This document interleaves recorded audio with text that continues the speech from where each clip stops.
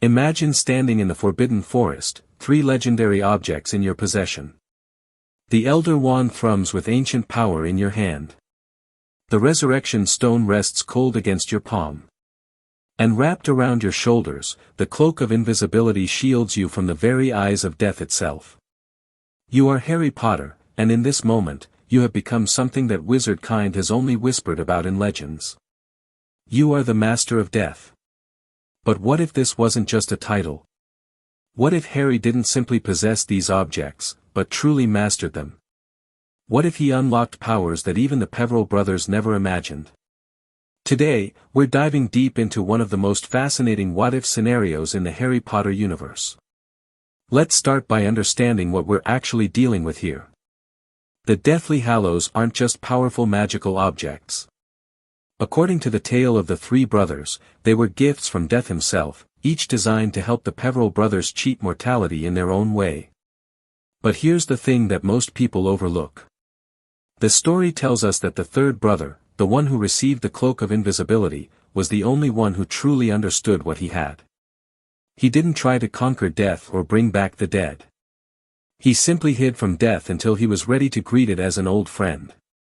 And that's exactly what Harry did in the original story. He united the Hallows, yes, but then he gave them up. He broke the Elder Wand, dropped the Resurrection Stone in the forest, and kept only the cloak as a family heirloom. Noble? Absolutely. But in our scenario today, we're asking a different question. What if Harry decided that being Master of Death meant something more? The Cloak of Invisibility seems like the simplest of the 3 Hallows at first glance. It's an invisibility cloak that never fades, never wears out, and actually makes you completely invisible, unlike the cheap knockoffs that most wizards use. But what if there's more to it than that? What if true mastery of the cloak meant understanding the deeper magic woven into its very fabric? Think about what the cloak actually does. It doesn't just bend light around you or create an illusion. It hides you from everything. Mad-Eye Moody's magical eye couldn't see through it. The Marauder's map didn't show who was under it. Even Dementors seem to have trouble sensing people beneath it. So what is the cloak really doing? It's removing you from perception itself. It's making you exist in a state between being and not being. Now imagine Harry, after the Battle of Hogwarts, during those quiet nights when he can't sleep because he keeps seeing the faces of everyone who died. He pulls out the cloak, not to hide from danger, but to understand it. He meditates beneath it, feeling the way it wraps reality around him like a protective cocoon. And slowly, painstakingly, he begins to understand. The cloak isn't just making him invisible. It's teaching him to step sideways from existence. With practice, Harry learns to extend this property beyond just sight. He discovers that while wearing the cloak with true intent and understanding, he can phase through solid objects, because if he's hidden from perception, why should physical matter perceive him either? He learns to muffle not just his appearance but his magical signature, making him completely undetectable even to the most powerful tracking spells. But it goes deeper than that. The cloak was made to hide its wearer from death. Not death the concept, but death the entity, if the legend is to be believed. So what does it mean to be hidden from death? Harry begins to realize that while wearing the cloak with full mastery, he exists in a state where the natural laws of mortality can't quite touch him. Not immortality, exactly, but a kind of temporal flexibility. Time still passes for him, but differently. He could stay beneath the cloak for what feels like hours of meditation and study, only to emerge and find that mere minutes have passed. Or the reverse. He's learning to exist in the spaces between moments, in the gaps where death's gaze cannot reach. This mastery of the cloak also changes how Harry perceives the world. When you've learned to hide yourself from all perception, you become incredibly sensitive to how perception works. Harry develops an almost supernatural awareness of when he's being watched, tracked, or searched for. He can sense scrying attempts, feel the weight of prophecies trying to crystallize around him, and even detect when someone speaks his name with magical intent. The cloak has made him slippery to fate itself, and he's learned to navigate the threads of destiny with an understanding that would make even Dumbledore envious. Now let's talk about the Resurrection Stone, arguably the most dangerous of the three Hallows. In the original story, it drove Cadmus Peverell to madness and suicide. It showed Dumbledore visions that made him put on a cursed ring despite all his wisdom. And even Harry, when he used it, saw pale imitations of the people he loved, shadows that weren't quite real. The stone's curse, according to legend, is that it brings back the dead, but they don't belong in the world of the living. They're cold, they're incomplete, and they make the living long for death just to be with them properly. But what if that's not a curse? What if that's just what happens when someone uses the stone without understanding it? Consider what the stone actually represents. It's the middle brother's attempt to conquer death by bringing back what was lost. But he failed because he tried to make the dead live again, to fit them back into a world they'd left behind. A true master of the stone wouldn't make that mistake. Instead of trying to drag the dead back into life, they would learn to communicate across the veil without disturbing the natural order. They would understand that death is not an ending but a transformation, and the stone is a bridge, not a doorway. So in our scenario, Harry doesn't just turn the stone 3 times in his hand and call forth shades of his loved ones. Instead, he studies the stone with the same dedication Hermione applied to her studies. He reads every text on death magic, necromancy, and the nature of the soul that he can find. He consults with the portraits at Hogwarts, with nearly headless Nick and the other ghosts, with anyone who has any understanding of the boundary between life and death. And slowly, he learns to use the stone not as a tool of resurrection, but as a tool of communion. With true mastery, Harry discovers that the stone can do so much more than create pale shadows. He learns to use it to communicate with the dead properly, having real conversations that don't leave either party feeling incomplete. The spirits he calls aren't trapped or forced. They come willingly, for brief moments, to share wisdom or comfort. He can speak with great wizards of the past, learning magical techniques that were lost when they died. He can get advice from historical figures who faced situations similar to his own. Imagine Harry consulting with the founders of Hogwarts themselves, getting Godric Gryffindor's perspective on courage or understanding Rowena Ravenclaw's approach to wisdom. But it's not just about gaining knowledge. With mastery of the stone, Harry develops an understanding of death itself that no living wizard has ever achieved. He can sense when someone is close to death, not in a morbid way, but with the compassion to help them prepare, to ease their transition. He can communicate with those who are dying, helping them understand that what comes next isn't something to fear. He becomes a kind of psychopomp, a guide for souls, helping those who are lost or confused in death to find their way onward. The stone also gives Harry unprecedented insight into soul magic. Remember, he carried a piece of Voldemort's soul inside himself for years. He knows what a damaged soul feels like, what a Horcrux is.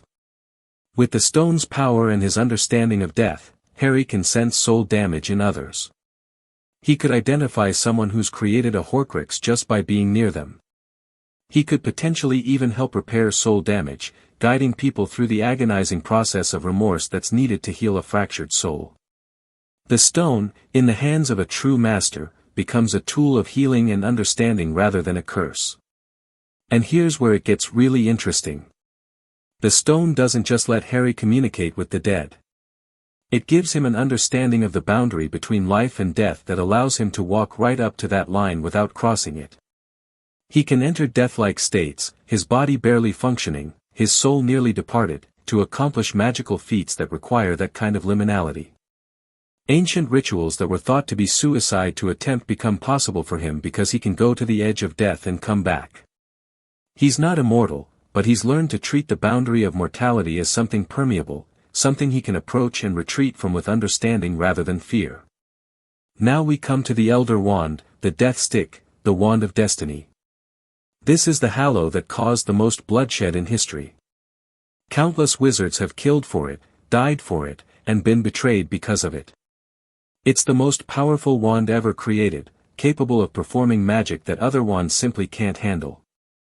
In the original story, Harry won its allegiance by disarming Draco Malfoy, who had disarmed Dumbledore. But winning a wand's allegiance and mastering it are two very different things.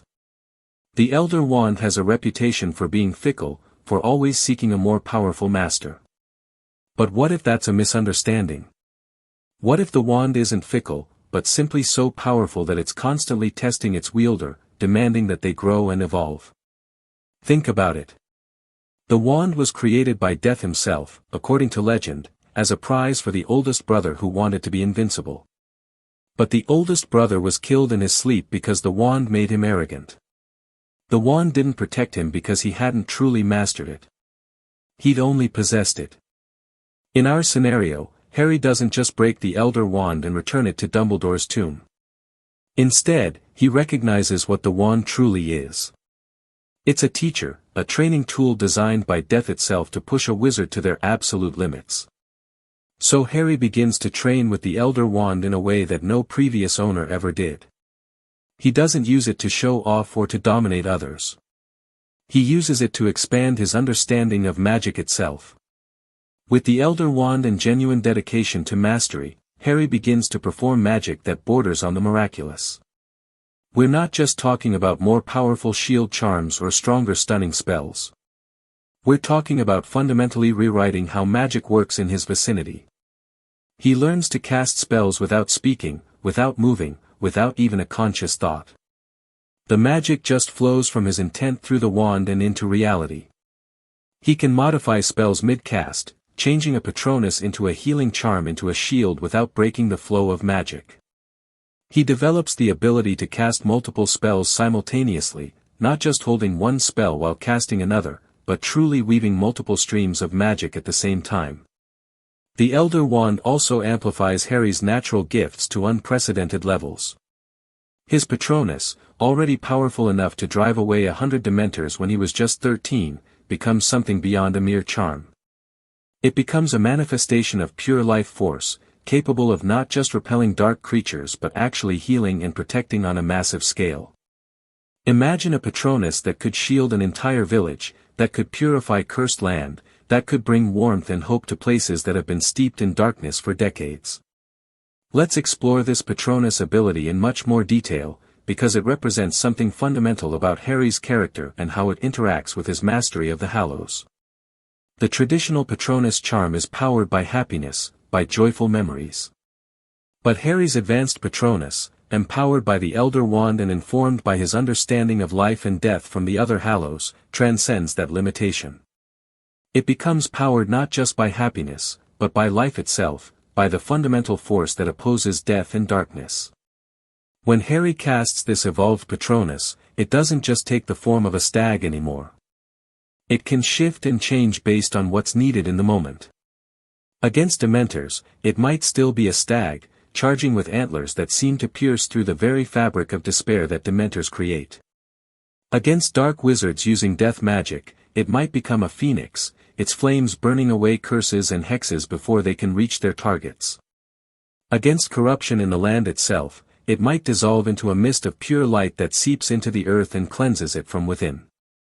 Harry would discover that he can leave fragments of this Patronus behind to protect people and places.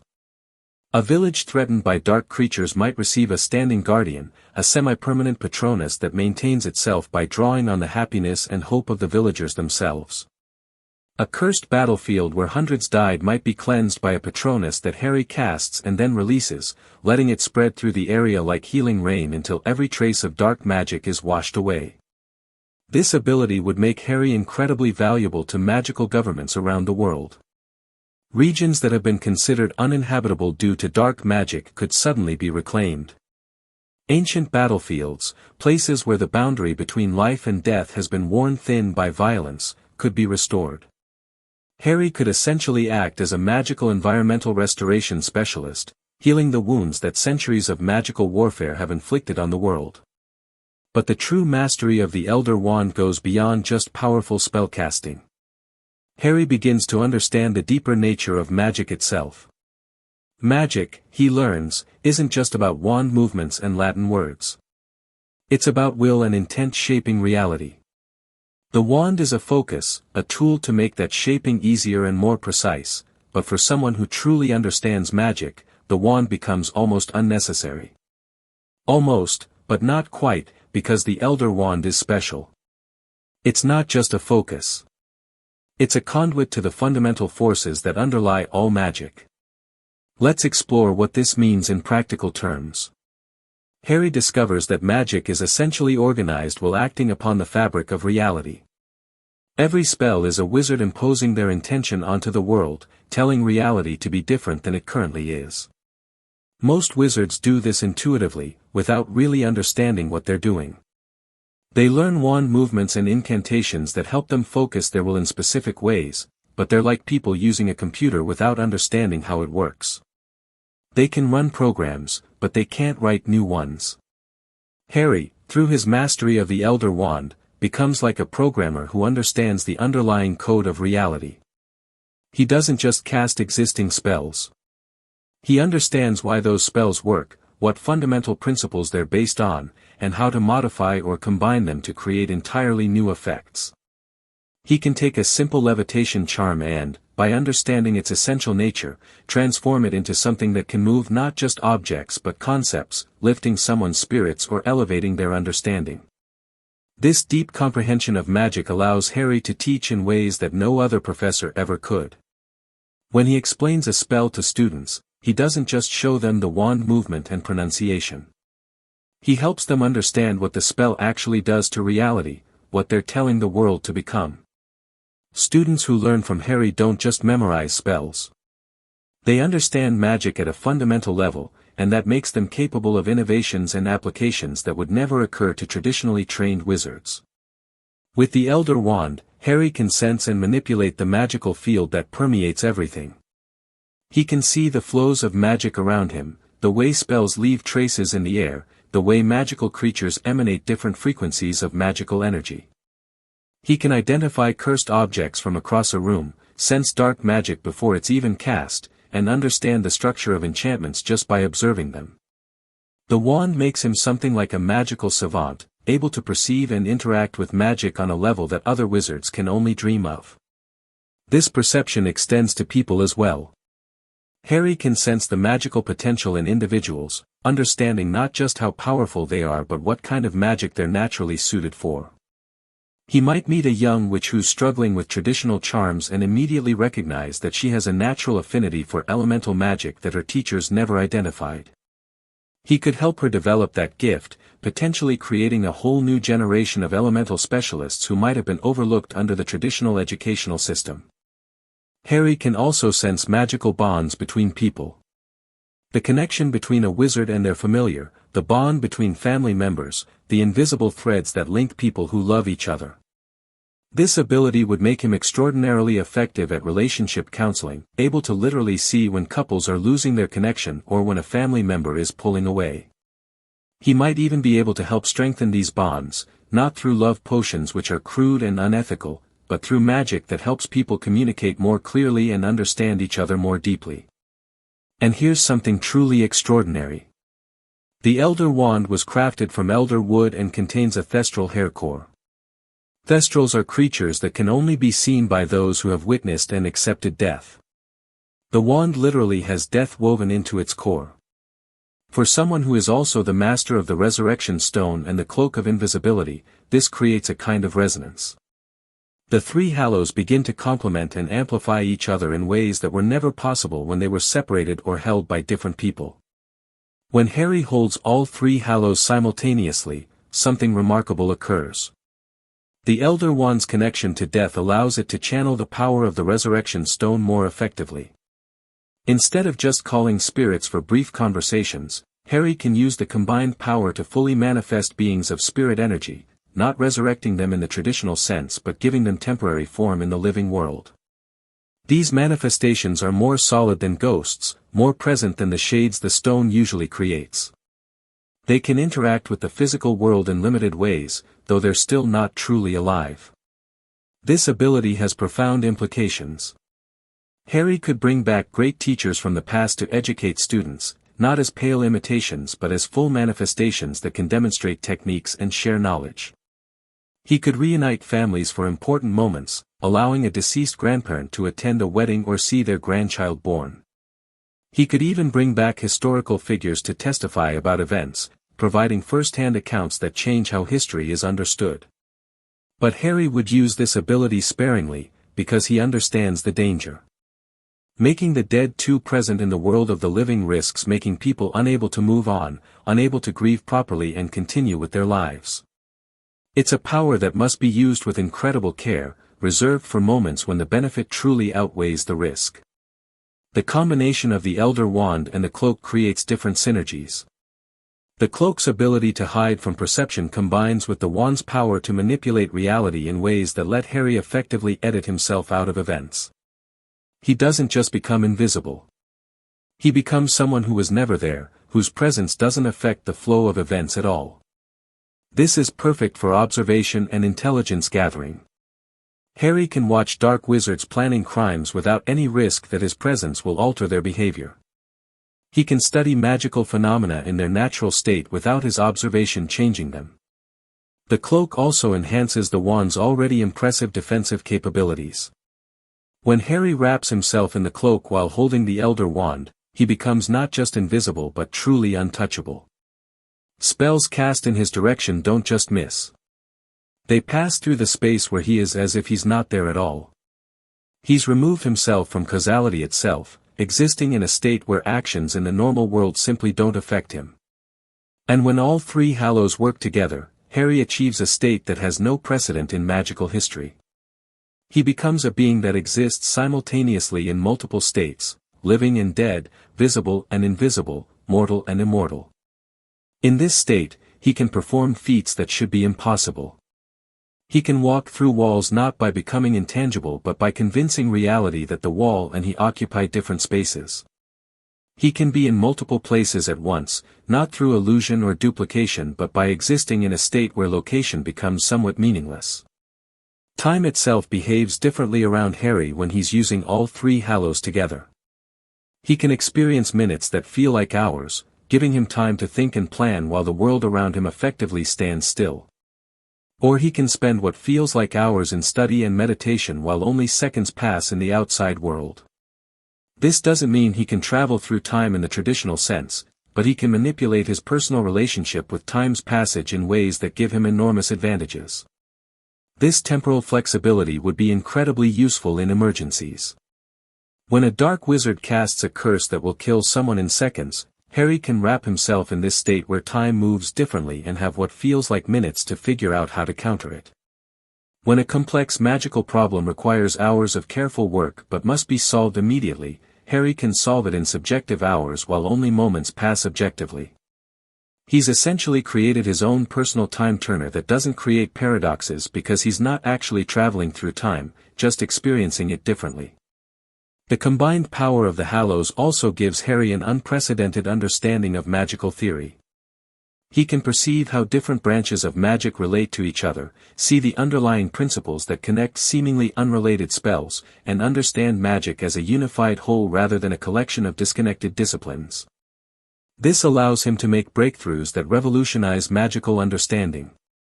For example, Harry might discover that healing magic and defensive magic are actually two applications of the same fundamental principle, using will to maintain existing patterns against forces that would disrupt them. A healing spell maintains the pattern of a healthy body against the disruption of injury or disease. A shield charm maintains the pattern of a protected space against the disruption of hostile magic. Understanding this connection allows Harry to develop healing shields, protective barriers that actively heal anyone standing within them, or healing curses that can be cast on enemies to force their bodies to heal, rendering them unconscious as their bodies devote all energy to recovery instead of to fighting. Similarly, Harry might realize that transfiguration and illusion magic are related in unexpected ways. Both involve convincing reality to be something other than what it is. Transfiguration does this physically, actually changing one thing into another. Illusion does it perceptually, changing how things are observed without changing what they are. But there's a middle ground where you can create semi-physical illusions, things that are partially transformed into what they appear to be.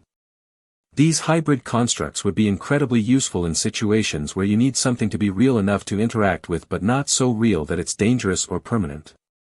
Harry's understanding of magical connections would allow him to pioneer entirely new fields of magical study.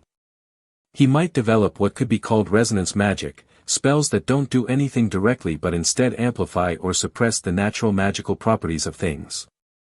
A resonance spell cast on a plant might make it grow faster and stronger by amplifying its natural life force. Cast on a curse, the same principle would suppress its harmful properties, neutralizing it without technically breaking it. Or Harry might explore intersection magic, working with the spaces where different types of magic overlap and interact. What happens when you combine mind magic with elemental magic? You get spells that let you perceive and interact with the emotional states of natural phenomena, feeling the anger of a storm or the contentment of a calm sea. What happens when you cross divination with transfiguration? You get the ability to transform things into what they're going to become, accelerating or altering their natural development. These innovations would cement Harry's reputation not just as a powerful wizard but as a magical theorist and researcher whose work expands the boundaries of what magic can do. Textbooks would be rewritten to incorporate his discoveries. New classes would be added to magical schools to teach his techniques. And future generations of wizards would build on his foundation, taking magic in directions that even Harry couldn't fully imagine. But all of this power and knowledge comes with a price. The Elder Wand is called the Death Stick for a reason. It's connected to death, powered by death, and in some ways, it pulls its wielder closer to death with every use. Not in the sense of making them more likely to die, but in the sense of making them more aware of mortality, more sensitive to the presence of death in the world around them. For Harry, who is already the master of all three Hallows, this effect is amplified. Harry would find himself constantly aware of death in ways that most people never experience. He can sense when someone nearby is going to die soon, not as a specific prediction but as a general awareness of approaching mortality. He can feel the echoes of deaths that happened in places he visits, sensing the pain and fear and acceptance of those final moments. He can even, in some abstract way, sense the probability of his own death in different situations, understanding instinctively when he's in real danger and when he's safe. This constant awareness of mortality would be psychologically challenging. It would make every moment precious because Harry would always be conscious of how temporary everything is. It would make joy more intense because he would know, on a visceral level, that it won't last forever. But it would also make sorrow more bearable because he would understand that pain, like joy, is temporary and part of the natural cycle of existence. The Elder Wand would also test Harry in more direct ways. It's a wand that has been sought by countless dark wizards, that has changed hands through murder and betrayal more times than anyone can count. It carries the psychic weight of all that violence and ambition. Most wizards who truly master it would be corrupted by that history, would start to see everyone around them as potential threats to their possession of the wand, would become paranoid and cruel.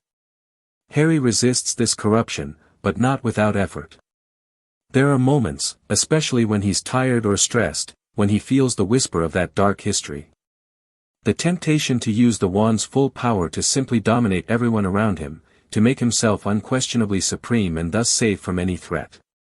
The urge to preemptively strike at anyone who might someday pose a danger to him or his loved ones.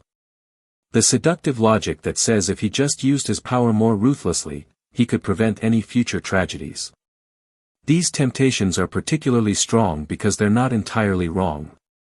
Harry could use his power more aggressively. He could kill or imprison everyone who shows signs of becoming a dark wizard, preventing them from ever causing harm. He could use the resurrection stone to interrogate dead dark wizards about their followers and plans, then hunt down those followers before they can act. He could use the cloak to spy on everyone constantly, identifying threats before they materialize. And yes, doing these things would probably make the world safer in the short term. But Harry understands that this path leads to tyranny. If he starts acting on what people might do rather than what they have done, he becomes judge, jury, and executioner based on his own judgment alone. If he uses his power to control people's actions and thoughts, he becomes exactly the kind of Dark Lord he's always fought against. The line between using power to protect people and using power to control them is thin, and Harry is constantly aware of how easy it would be to cross it.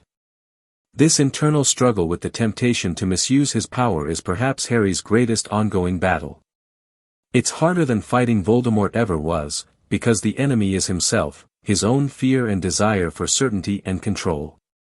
Every day, Harry has to consciously choose to use his power responsibly, to respect people's freedom even when it might lead to bad outcomes, to trust in the resilience and goodness of humanity rather than trying to force the world to be safe through domination. This struggle would be visible to those close to Harry, even if they don't fully understand what's causing it. Ginny would see the moments when Harry seems distant, when he's clearly wrestling with something internal. His children would notice times when their father seems to be holding himself back, restraining himself from doing something that his power makes possible but his principles won't allow. His friends and colleagues would observe how careful Harry is with his authority, how he goes out of his way to avoid making unilateral decisions or imposing his will on others. And this carefulness, this constant self-restraint, is what makes Harry's mastery of the Elder Wand complete. He's not just capable of using the wand's full power. He's capable of choosing not to use it, of recognizing when doing less is actually doing more. True mastery isn't about being able to do everything the wand makes possible. It's about wisdom in deciding what should and shouldn't be done. But now let's talk about what happens when Harry truly masters all three Hallows together. This is where things get really profound. Each Hallow on its own is incredibly powerful, but they were designed as a set. They're three parts of a whole, three approaches to the same fundamental concept. Death. The cloak hides from death, the stone communicates with death, and the wand empowers you to defy death. Separately, they're powerful magical artifacts. Together, with a master who understands them all, they become something that transforms the very nature of what it means to be a wizard. When Harry wears the cloak, holds the stone, and wields the Elder Wand all at once, something extraordinary happens. He doesn't just become invisible or powerful or able to speak with the dead. He becomes something that exists in a state between life and death, between the seen and unseen worlds, between mortal and immortal. He's not a ghost, not undead, not immortal in the traditional sense. He's something that the magical world has no name for because it's never existed before.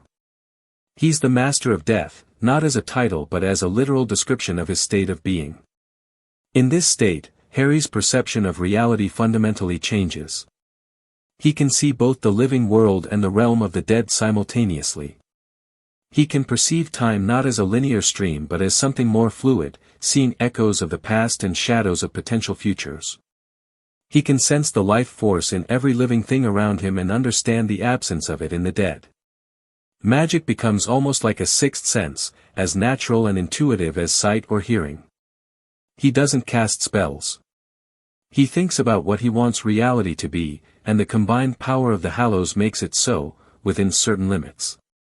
Let's explore what this actually looks and feels like for Harry in much greater detail. Imagine Harry standing in the Forbidden Forest at midnight, all three Hallows active.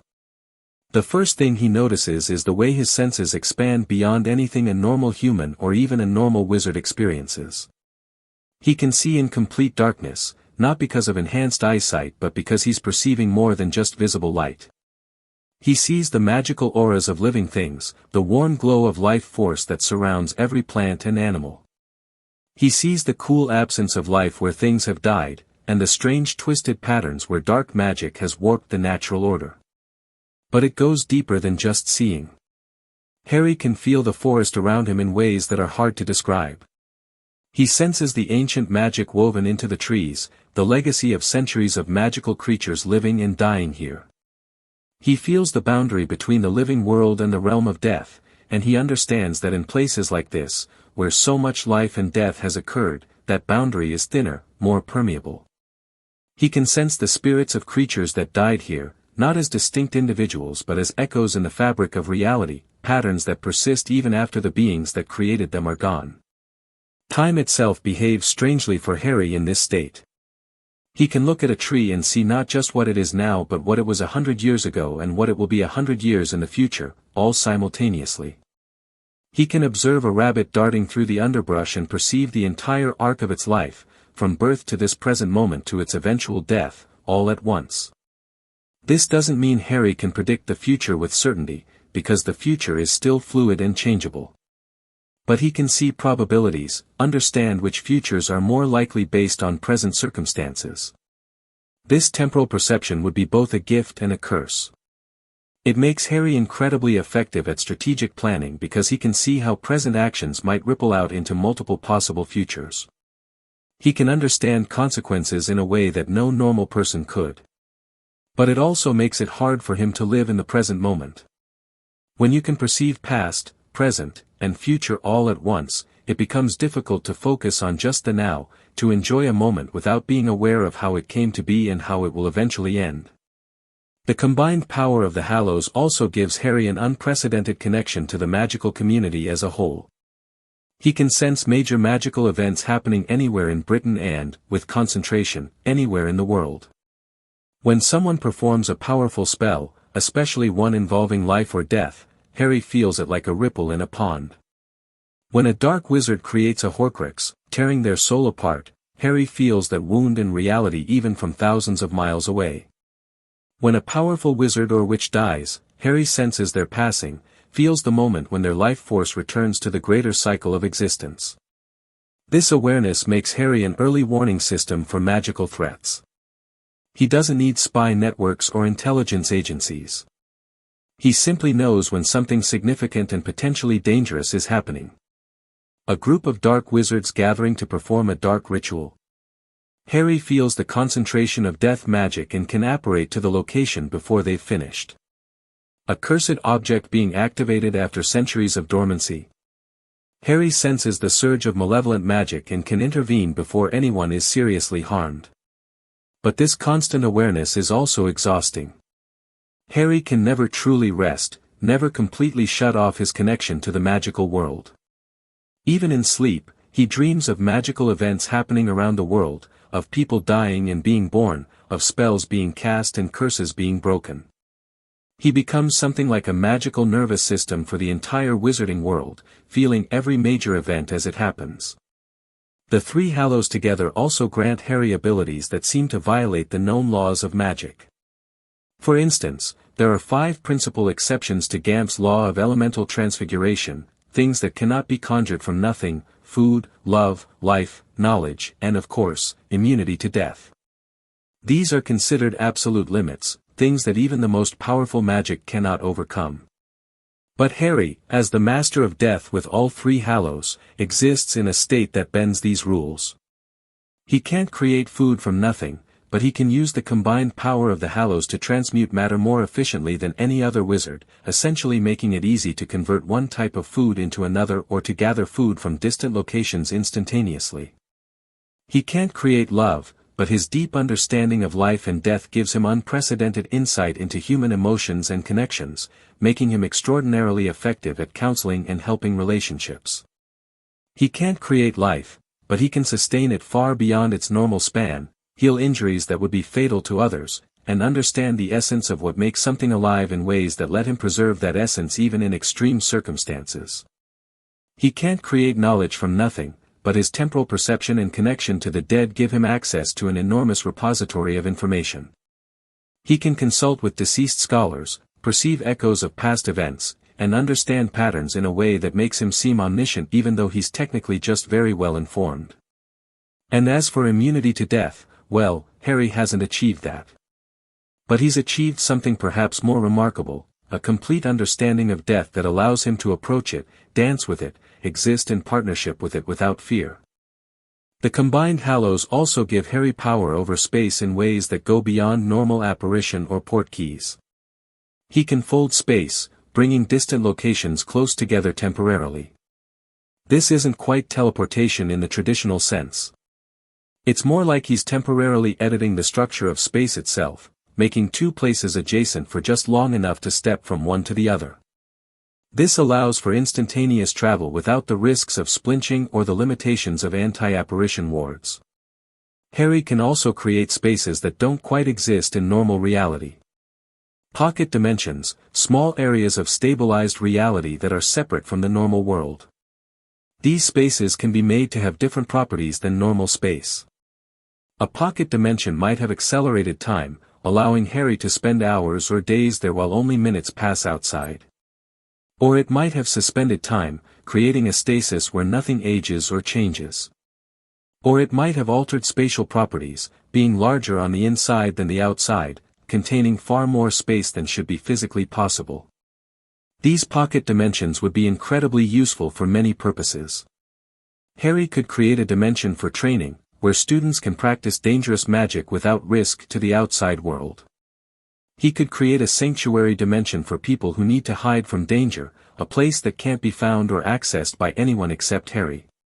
He could create a library dimension where knowledge from the dead can be preserved, a place where spirits can manifest more easily and share their wisdom with the living. The power to manipulate space also means Harry can perceive and navigate through spaces that normal wizards can't access. There are places in the magical world that exist between locations, the spaces you move through when you use flow powder or portkeys. Most wizards never see these spaces, they just experience the disorientation of traveling through them. But Harry can see them clearly, understand their structure, and even navigate through them consciously. This gives him the ability to intercept magical travel, to redirect portkeys mid-transport, to navigate the flow network in ways that let him emerge from any connected fireplace regardless of whether his destination is normally accessible. Harry's mastery also extends to the boundaries between different states of existence. He can perceive and interact with magical creatures that exist partially in other dimensions. Dementors, for instance, seem to exist partly in the realm of death, which is why they're so disturbing to normal humans. But Harry, who exists in a similar liminal state, can interact with them on their own terms. He can understand them, communicate with them in ways beyond normal language, and potentially even command them or redirect their nature. Similarly, Harry can interact with beings from what might be called the spirit world, entities that most wizards can only perceive vaguely if at all. Genius loci, the spirits of places. Elementals, beings of pure magical force aligned with earth, air, fire, or water. Conceptual entities that embody ideas like justice, chaos, or hope. These beings exist in states that are neither fully alive nor fully dead, and Harry's mastery of the Hallows lets him perceive and negotiate with them. This ability opens up entirely new avenues of magic. Harry could form pacts with elementals, gaining their aid in exchange for maintaining the natural balance. He could negotiate with genius loci to protect places or to help in environmental restoration. He could potentially even channel conceptual entities, temporarily embodying abstract ideas to accomplish things that normal magic can't achieve. Imagine Harry channeling the concept of justice to compel truth-telling in interrogations, or embodying hope to strengthen people facing despair, or manifesting protection to create wards that adapt intelligently to threats. The synergy between the three Hallows also creates what could be called perfect magic. When most wizards cast spells, there's always some inefficiency, some loss of energy or precision. The spell doesn't quite do exactly what they intended, or it uses more power than it theoretically should, or it has unintended side effects. But when Harry casts magic through the Elder Wand while protected by the cloak and informed by the stone, his magic is perfect. Every spell does exactly what he intends, no more and no less. No energy is wasted, no unintended effects occur, and the result is precisely what Harry envisioned. This perfect efficiency means that Harry can accomplish with a simple spell what other wizards might need complex rituals to achieve. A basic stunning spell cast by Harry with the full power of the Hallows doesn't just knock someone unconscious. It perfectly incapacitates them for exactly as long as Harry intends, with no risk of injury or side effects, and wearing off at precisely the right moment. A shield cast by Harry doesn't just block spells, it perfectly neutralizes exactly the kinds of threats Harry wants to stop while allowing through exactly what he wants to permit. This perfection extends to Harry's ability to undo magic. Most wizards can only break spells they understand, and even then, it's difficult and imprecise. But Harry can unravel any spell by perceiving its structure and simply willing it to cease. Curses that have persisted for centuries, wards that were designed to be unbreakable, even magical oaths and bonds can be dissolved by Harry if he judges them harmful or wrong. This makes him the ultimate counter to dark magic, able to undo damage that everyone else considers permanent. However, this power to undo magic comes with enormous responsibility. Just because Harry can break any spell doesn't mean he should. Some magical bindings exist for good reasons. Some curses are just punishments for crimes that the victims genuinely deserved. Some wards are protecting important things or secrets that should stay protected. Harry has to carefully judge each situation, determining whether the magic in question is harmful enough to justify his intervention. The combined Hallows also grant Harry a kind of magical sovereignty. Within a certain radius around himself, Harry's will becomes law for how magic functions. He can declare that certain types of magic simply won't work in his presence, and they won't. He can decide that all magic must be visible to him, and suddenly he can see even the most subtle enchantments and invisible spells. He can demand that all magical beings in his vicinity are honest, and they find themselves compelled to truthfulness by something deeper than a simple spell. This sovereignty isn't absolute. It works best when Harry is actively concentrating on it, and it has a limited range. But within that range, Harry essentially becomes a god in miniature, someone whose will shapes the rules that magic must follow. This would make him nearly invincible in direct confrontation, because any dark wizard trying to attack him would find their spells not working the way they expect, their advantages nullified, their tricks and deceptions laid bare. But Harry would rarely use this sovereignty in its full form, because it feels too much like the kind of domination he's always opposed. Using this power turns him from a participant in events to a controller of them, and Harry recognizes the danger in that. He might use it defensively, to protect himself or others from immediate harm. But he would avoid using it proactively to shape situations according to his will, because that path leads to tyranny. All of these abilities, as incredible as they are, come with costs beyond just the psychological burden we've discussed. There are physical costs as well.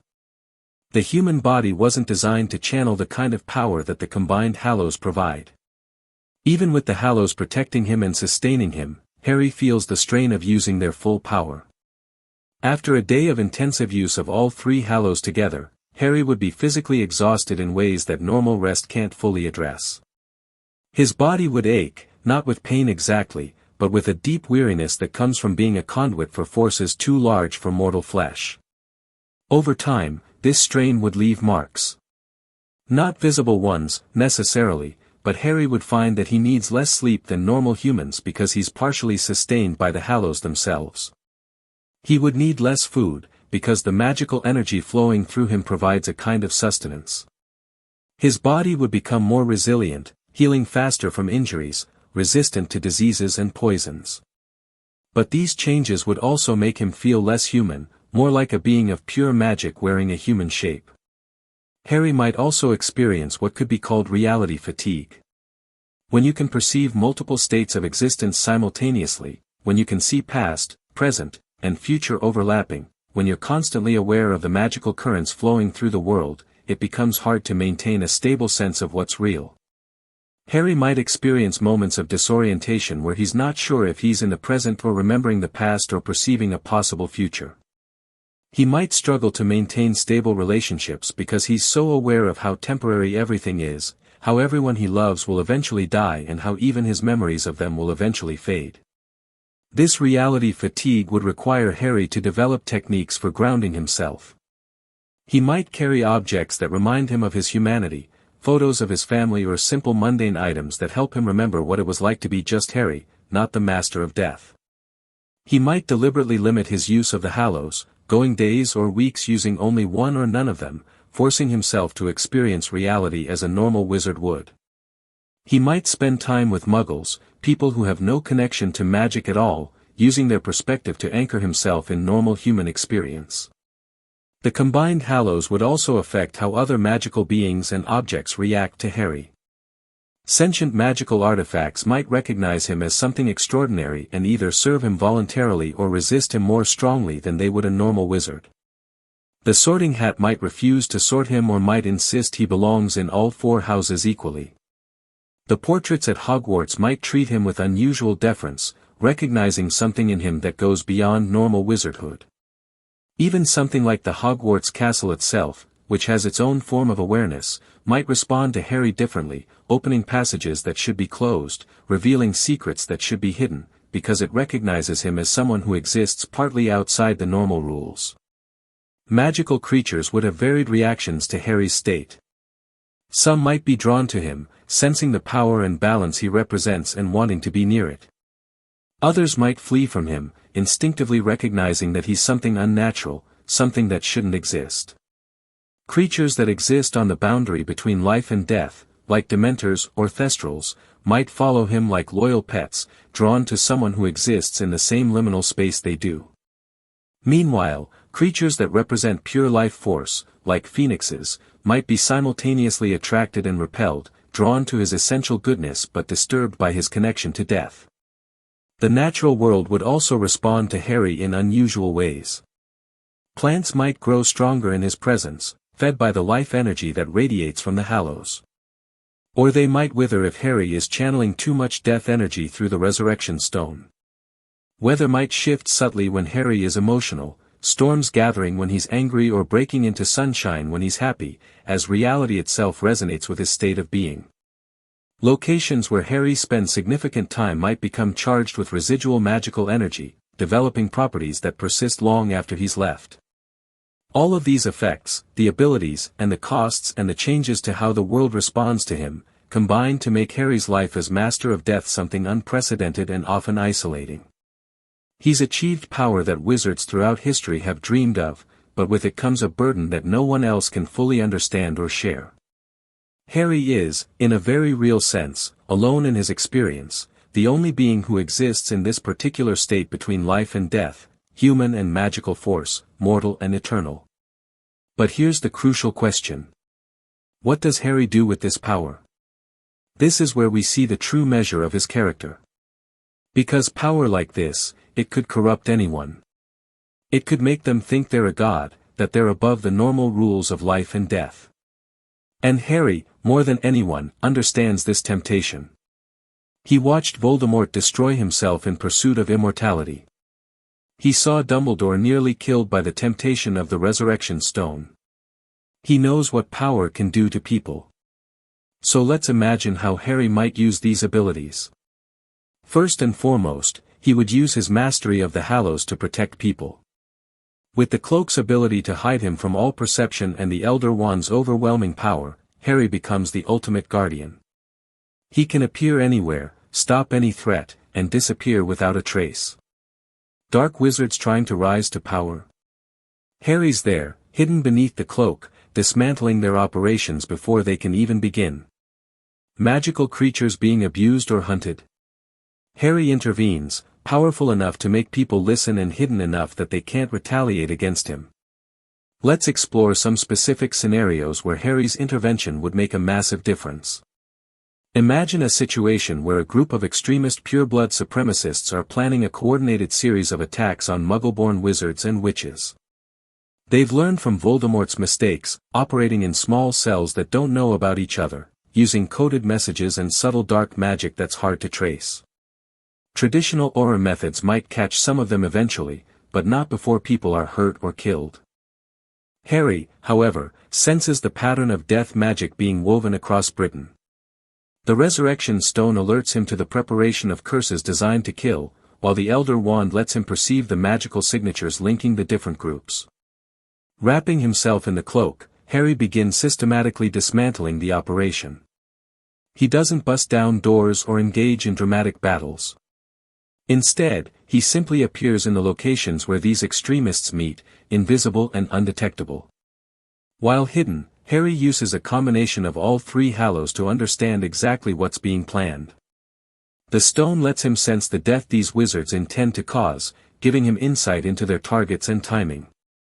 The wand lets him perceive and even read the magical documents and communications they're using.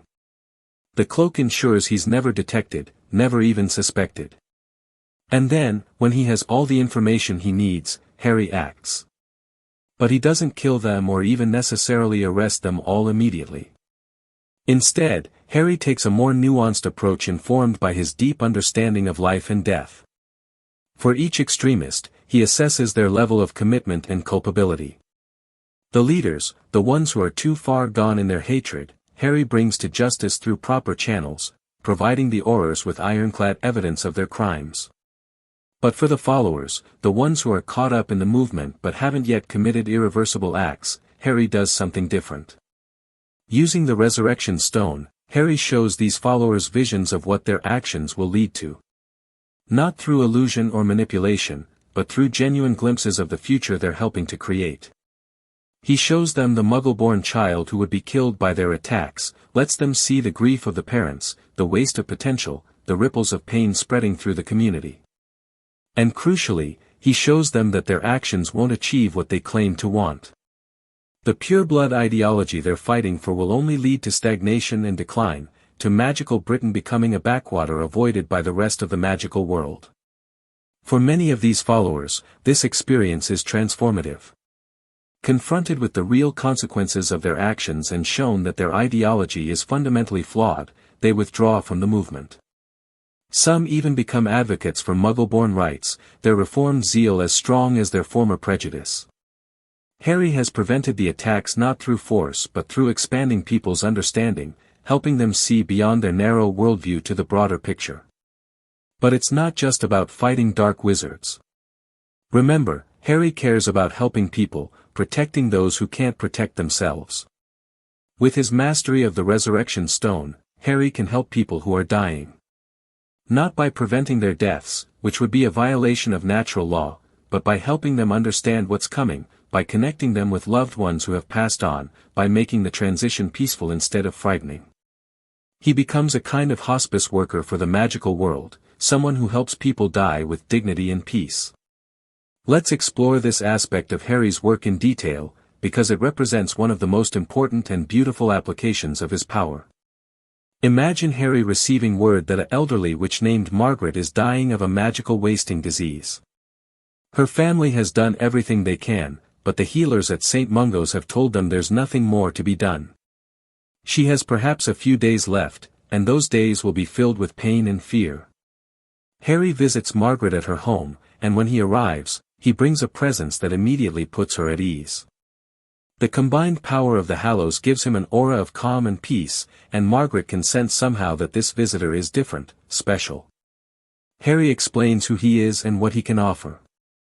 Not a cure, because her death is natural and right, but a chance to understand what's coming and to say goodbye properly. With Margaret's permission, Harry uses the Resurrection Stone to thin the veil between life and death around her. He doesn't bring back the dead fully, but he makes it easier for Margaret to perceive them, to sense the presence of those who have passed on before her. Margaret's late husband, who died 15 years ago, becomes almost visible to her, a warm presence that she can feel and almost hear. Her parents, gone for even longer, are there too, welcoming her and telling her that what comes next isn't something to fear. Harry also uses his temporal perception to help Margaret review her life. Not in a judging way, but simply showing her the impact she's had, the lives she's touched, the good she's done. He shows her the student she tutored who went on to become a healer and has saved dozens of lives. He shows her the charity she supported that has helped countless magical creatures. He helps her see that her life has had meaning, that she's leaving the world better than she found it. Over the course of several visits, Harry helps Margaret come to peace with her approaching death. He talks with her family, helping them understand that death isn't an ending but a transformation.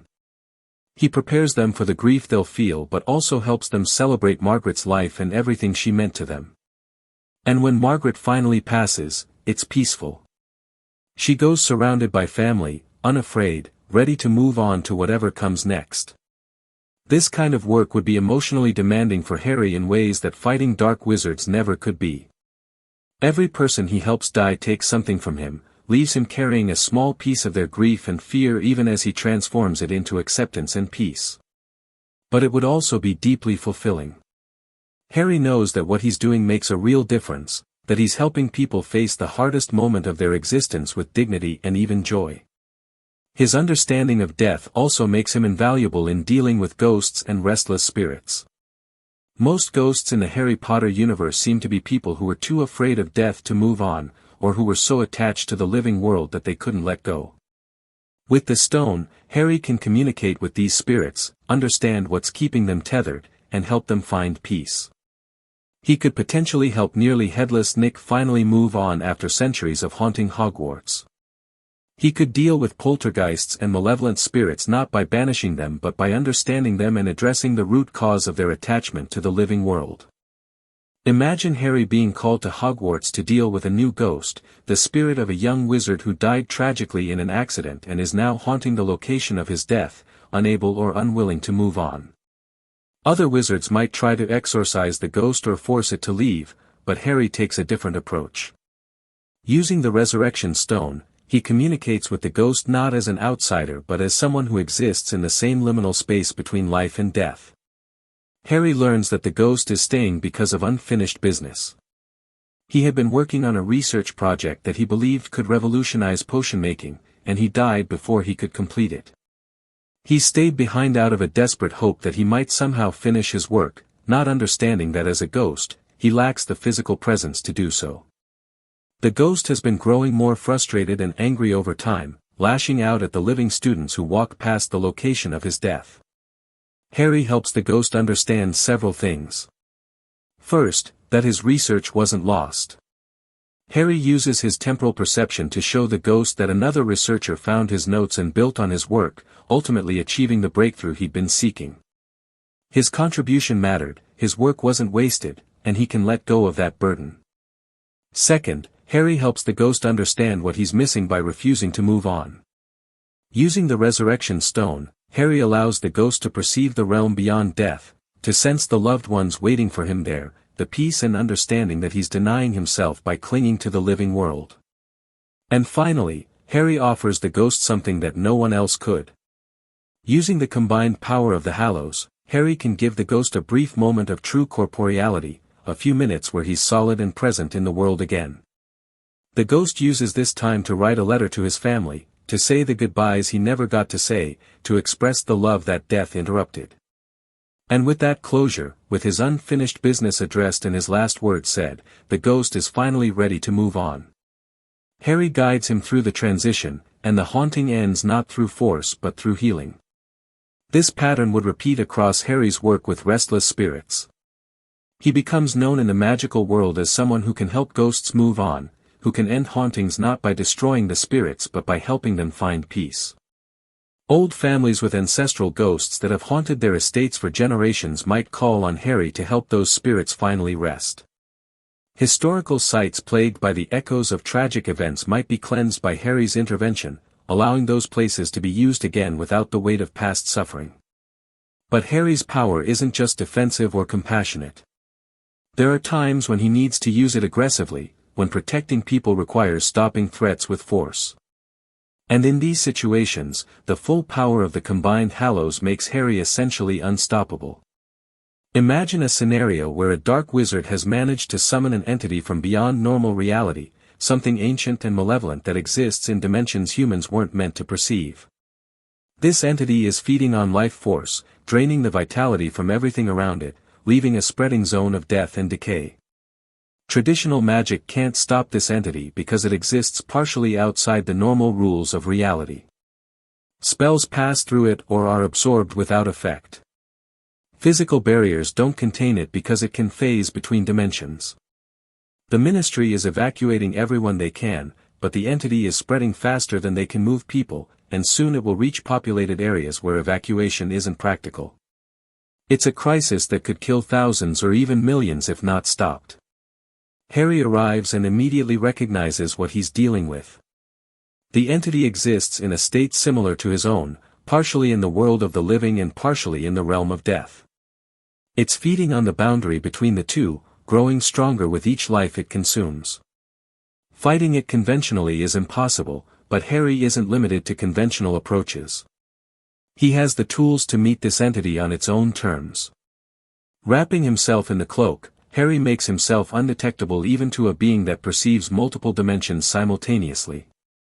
He approaches the entity, studying it with perceptions enhanced by the combined Hallows. He sees its structure, understands how it's sustaining itself, identifies the anchor point that's keeping it in this reality. And then, using the Elder Wand channeled through his mastery of the stone, Harry does something that should be impossible. He banishes the entity not by destroying it but by convincing reality itself that the entity doesn't belong here. Harry essentially edits the fundamental laws that govern existence, rewriting them locally and temporarily to exclude this entity from the category of things that can exist in this dimension. The entity finds itself being pushed back, unable to maintain its presence in a reality that's rejecting it at a fundamental level. It tries to fight, to force its way back, but Harry is the master of death, someone who has authority over the boundary between existence and non-existence, and his will is stronger. The entity is cast back to whatever dimension it came from, and Harry seals the breach that allowed it to enter in the first place. He doesn't just patch the hole, he rewrites the structure of reality in that location to ensure nothing can come through again. The entire confrontation takes less than an hour, and to observers, it looks like Harry simply waved his wand and the threat vanished. They don't understand the monumental effort it took, the way Harry had to assert his will against the fundamental forces of reality itself, the toll it takes on him to perform magic on that scale. After the entity is banished, Harry would spend days recovering, feeling the weight of what he did. Using the Hallows to literally rewrite the laws of reality, even temporarily and locally, is enormously taxing. It's power that he has but uses only in the most dire circumstances, because every time he does it, he risks damaging the fabric of reality in ways that might not be fixable. He's essentially performing surgery on the universe, and even with perfect skill and tools, that's always dangerous. These varied applications of Harry's power, from helping people die peacefully to counseling ghosts to banishing extradimensional threats, showcase the breadth of what mastering the Hallows allows. But they also illustrate the constant balancing act Harry must perform. Every use of power is a choice about what kind of master of death he wants to be. Will he be the compassionate guide helping people through life's hardest moments? The guardian protecting people from threats they can't perceive? The warrior standing against darkness? Or will he be the tyrant who uses his power to control and shape the world according to his will? Harry chooses to be all of the first three and none of the last. He helps when he can, protects when he must, fights when there's no other choice, but always respects people's freedom and the natural order of things. This restraint, this constant conscious choice not to use the full extent of his power, is what defines Harry's character as Master of Death. He has godlike abilities, but he chooses to remain human in how he uses them, and that choice is renewed every single day of his life. And then there's the teaching aspect. Harry's always been good at teaching. He led Dumbledore's army, after all, and became a great defense against the dark arts professor. But with his mastery of the Hallows, particularly the Elder Wand's deep understanding of magic, Harry could revolutionize magical education. He could teach people not just spells and wand movements, but the fundamental principles of how magic actually works. He could help other wizards develop their abilities in ways that traditional education never allows. Imagine Harry establishing a new kind of magical school or training program, one that focuses on understanding magic at a deeper level. He could identify students who have unique magical abilities and help them develop those gifts instead of forcing everyone into the same standardized curriculum. He could teach students about the ethical use of power, using his own journey and the temptations of the Hallows as cautionary tales. He could help people understand death not as something to be feared but as a natural part of existence, removing much of the fear that drives dark wizards to create Horcruxes and seek immortality. But let's also consider the darker implications of this scenario. Because no matter how noble Harry is, having this much power would change him. It would have to. When you can hide from anything, communicate with the dead, and perform magic that borders on miracles, it's hard to see yourself as just a regular person anymore. Harry would have to constantly fight against the temptation to use his power to control things, to make decisions for other people, to impose his will on the world because he believes he knows best. There would be political implications too. The Ministry of Magic, already wary of Harry's fame and influence, would be terrified of him once they realized the extent of his abilities. How do you govern someone who can appear and disappear at will, who wields power greater than any wizard in history, who literally cannot be stopped by conventional magical means? Some in the ministry would try to recruit him, to make him their weapon. Others would see him as a threat that needs to be neutralized. Either way, Harry would find himself in a complicated political situation where his very existence threatens the established order. And what about his relationships? Ginny, Ron, Hermione, all of his friends and loved ones, how do they relate to someone who has become something more than human? When Harry uses the resurrection stone to speak with his parents, with Sirius, with Lupin and Tonks, does that create a distance between him and the living? When he can perceive time differently under the cloak, when minutes for others can be hours for him, does that make it hard to maintain normal relationships? When he wields power that makes him effectively untouchable, does that create an isolation that no amount of love can fully bridge? These are the questions that would haunt Harry in this scenario. Because being the master of death isn't just about power. It's about responsibility, isolation, and the burden of being something that no one else can truly understand. Harry would have to find a balance between using his abilities to help people and maintaining his humanity. He would have to resist the temptation to solve every problem, to prevent every death, to control every outcome. Because that way lies madness and tyranny, even with the best of intentions. Let's think about some specific scenarios where Harry's mastery of the Hallows would come into play. Imagine that a dark wizard, inspired by Voldemort's legacy, creates a new Horcrux and begins gathering followers. In the original timeline, the Ministry and the Aurors would have to deal with this through conventional means, which often means a lot of people die before the threat is neutralized. But with Harry as the Master of Death, things go very differently. Harry senses the creation of the Horcrux the moment it happens.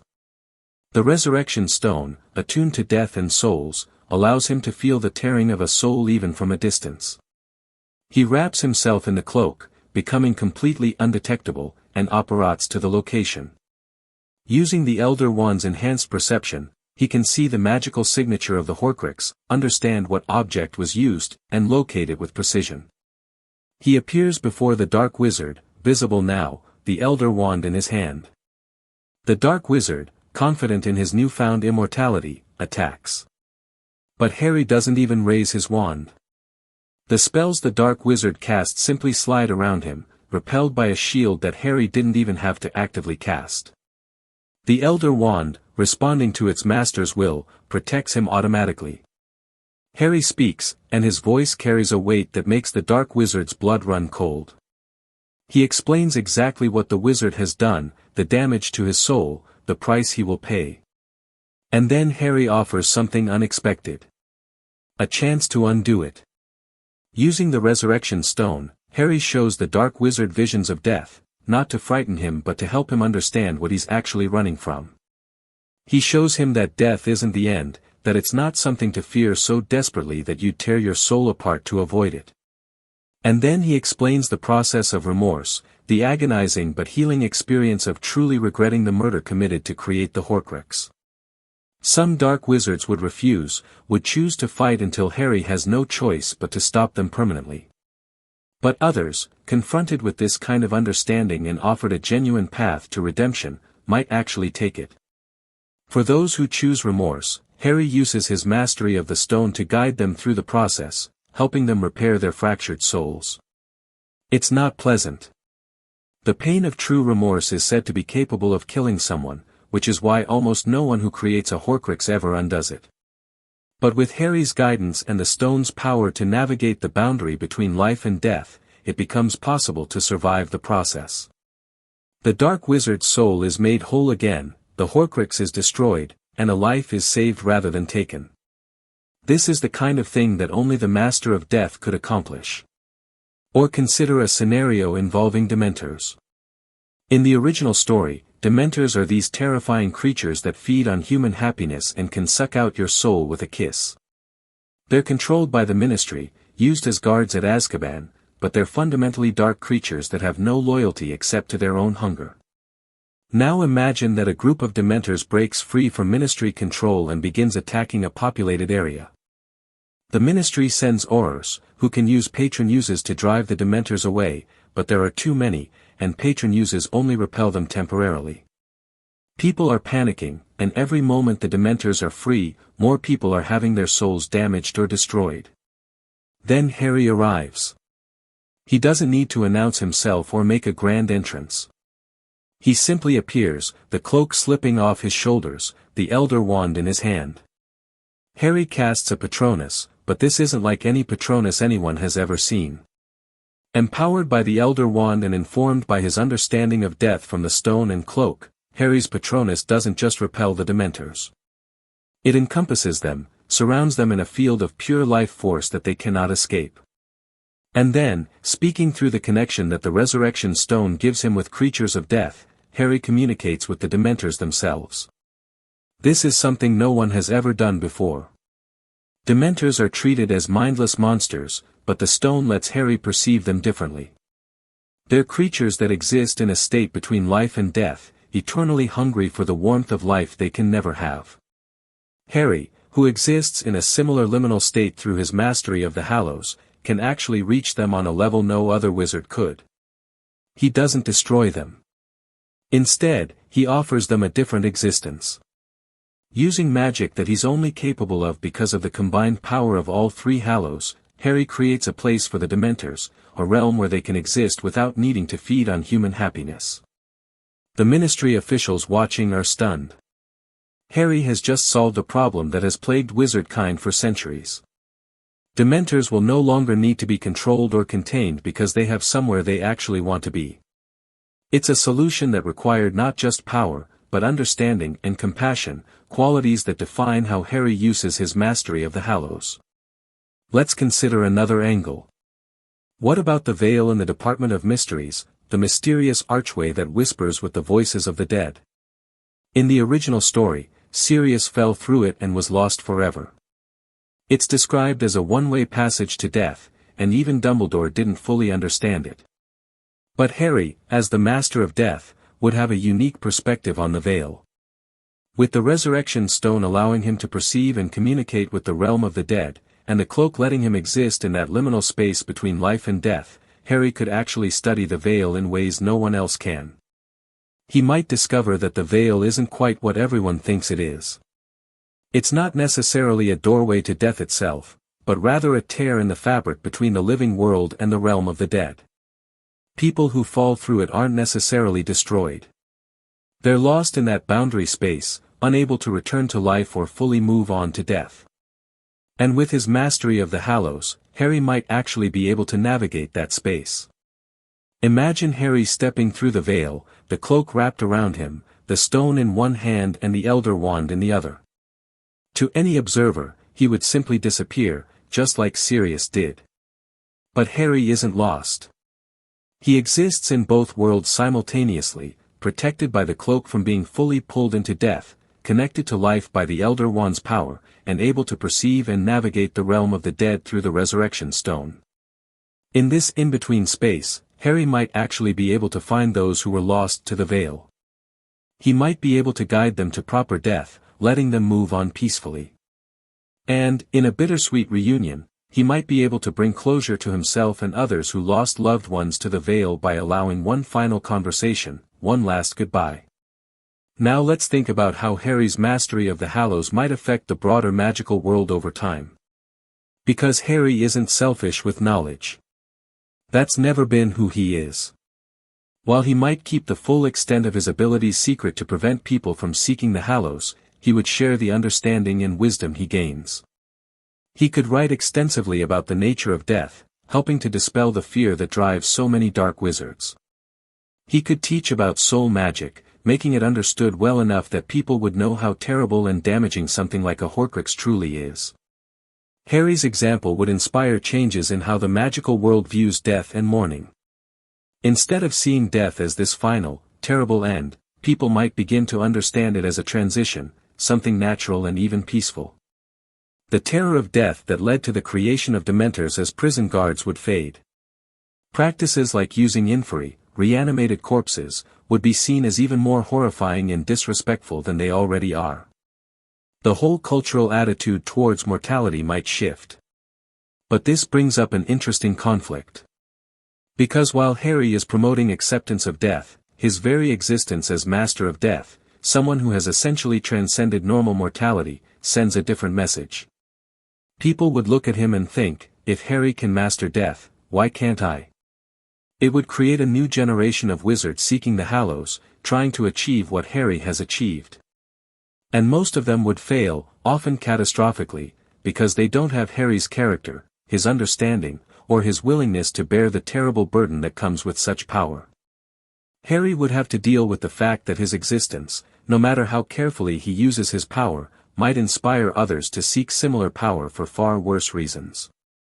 He might become a legend that leads people astray, even though that's the opposite of what he wants. This would be a constant source of guilt and frustration for him. He helps people with his power, yes, but his very existence tempts others down dangerous paths. It's a paradox with no easy solution.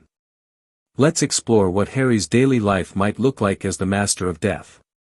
He wouldn't just sit in some tower using his power for grand gestures.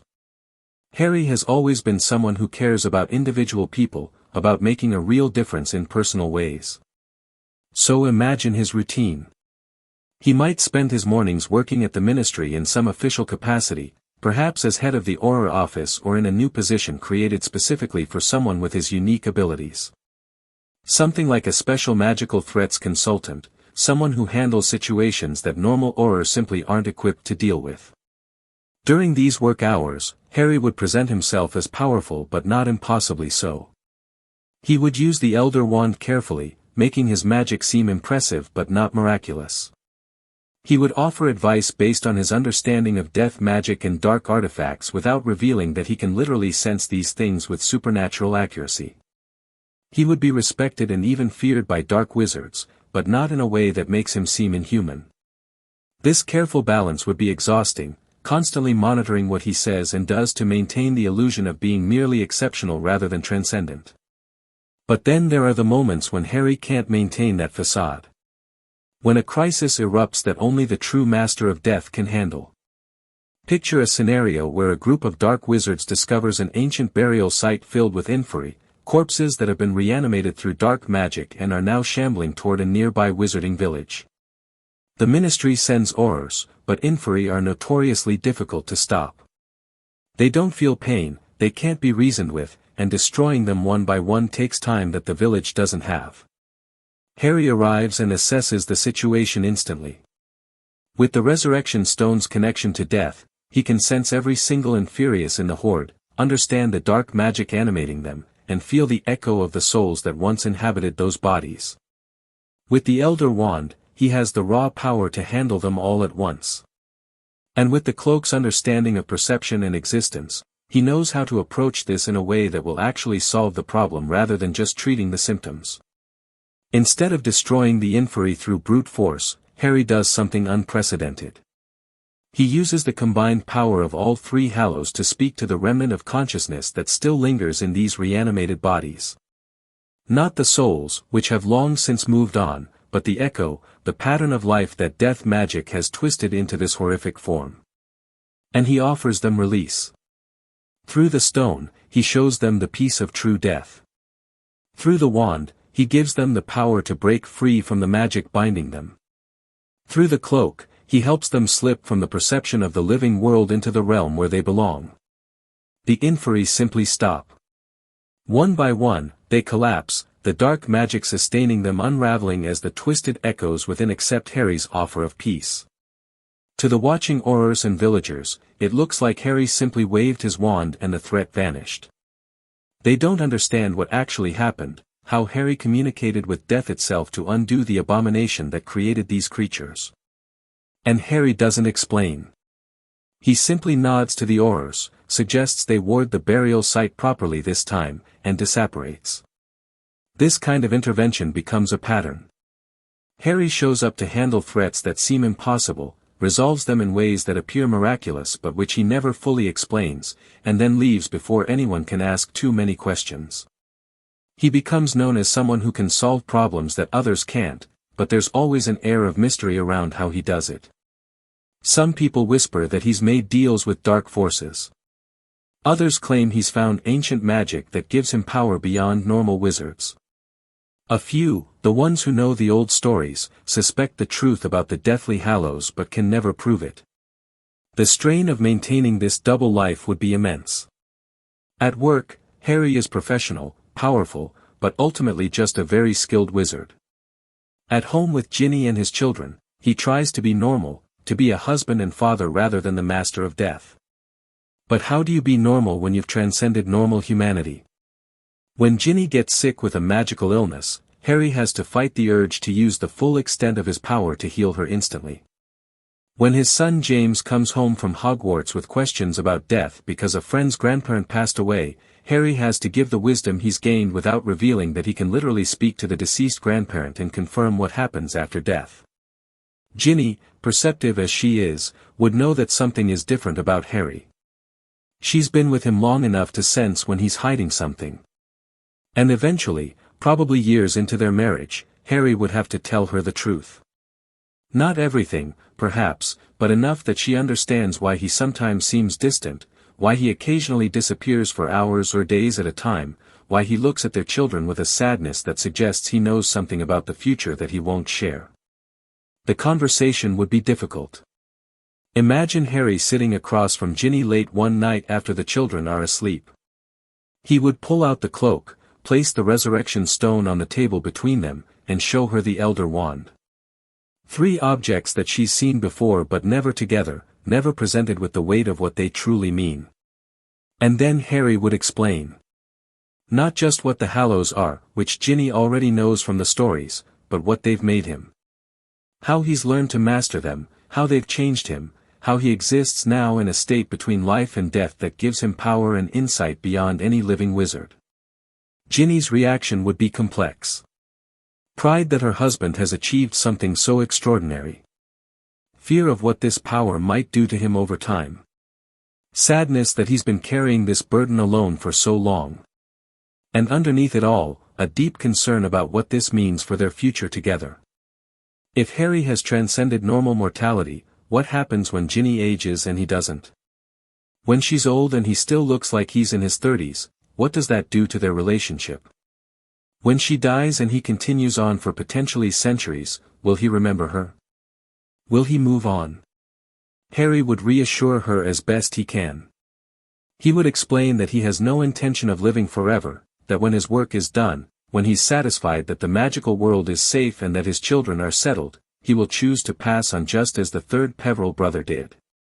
He would promise that he will age with her, that the Hallows' power to extend his life is something he will resist, that he wants to live a normal human lifespan as much as possible. But even as he makes these promises, both of them would know that circumstances might not allow it.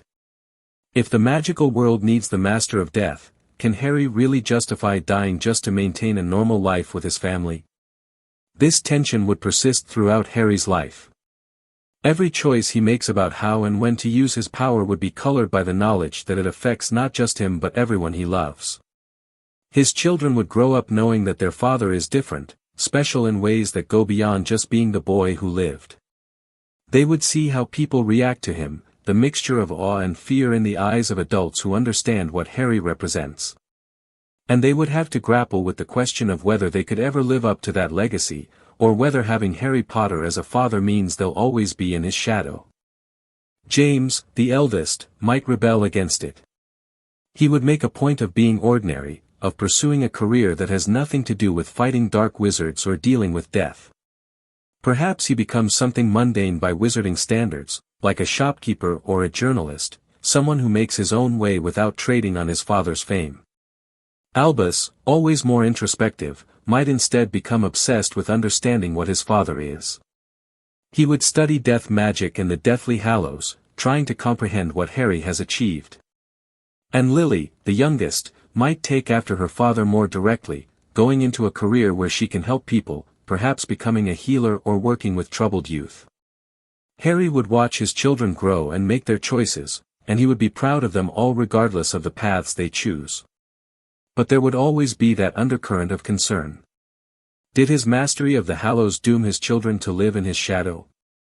Did it rob them of the chance to be their own people, known for their own achievements rather than as the children of the Master of Death? These are questions that would haunt Harry late at night, questions that have no good answers. And then there are the international implications we touched on earlier. Let's explore those more deeply. The International Confederation of Wizards would absolutely have opinions about Harry's existence. Some nations would see him as a valuable ally, someone whose power could protect them from threats both magical and mundane. They would send ambassadors to Britain with offers of alliance, trade agreements, cultural exchanges, anything to get close to Harry and potentially recruit him to their side.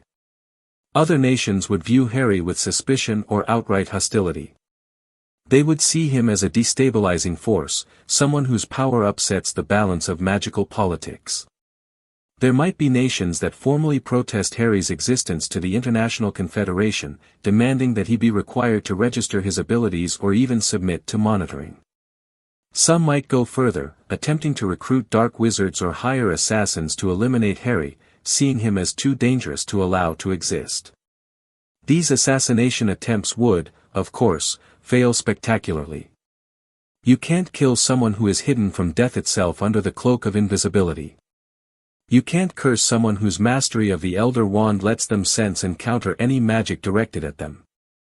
You can't poison someone who can use the Resurrection Stone to sense the boundary between life and death so clearly that they know when their body is being damaged. The assassins would fail, and Harry would have to decide what to do with them. In keeping with his character, Harry wouldn't kill them. But he would use the opportunity to send a message.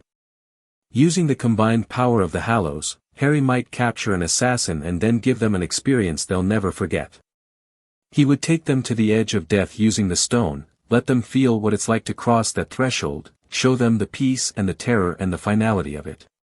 And then he would bring them back and explain very clearly that he could have let them cross over permanently, but he chose not to.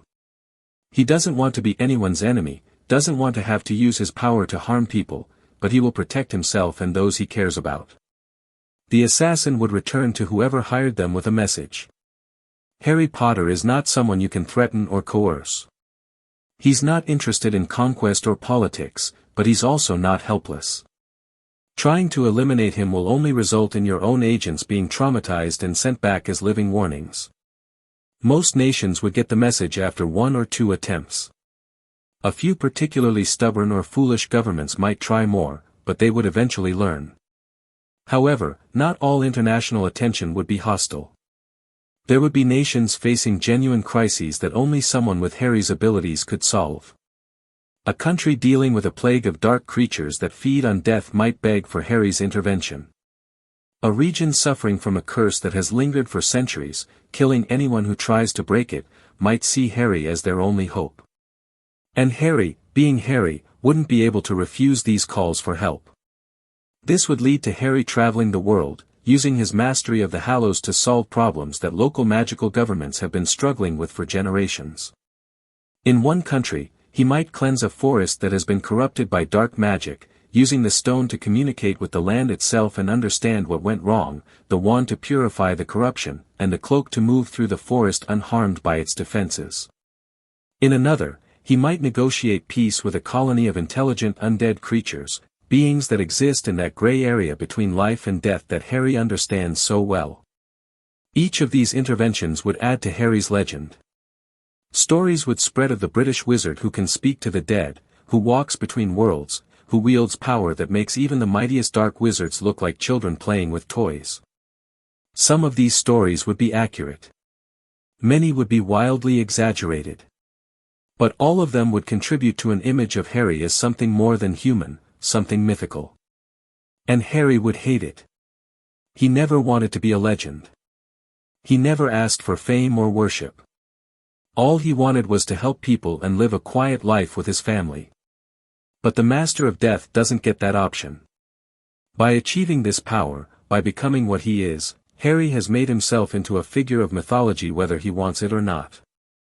Children all over the world grow up with stories about Harry Potter, and these stories shape how they think about magic, about death, about what's possible. Some of those children would be inspired in positive ways. They would become healers or aurors or teachers, wanting to help people the way Harry does. They would study death magic not to create Horcruxes but to understand mortality and help ease people's fear of it.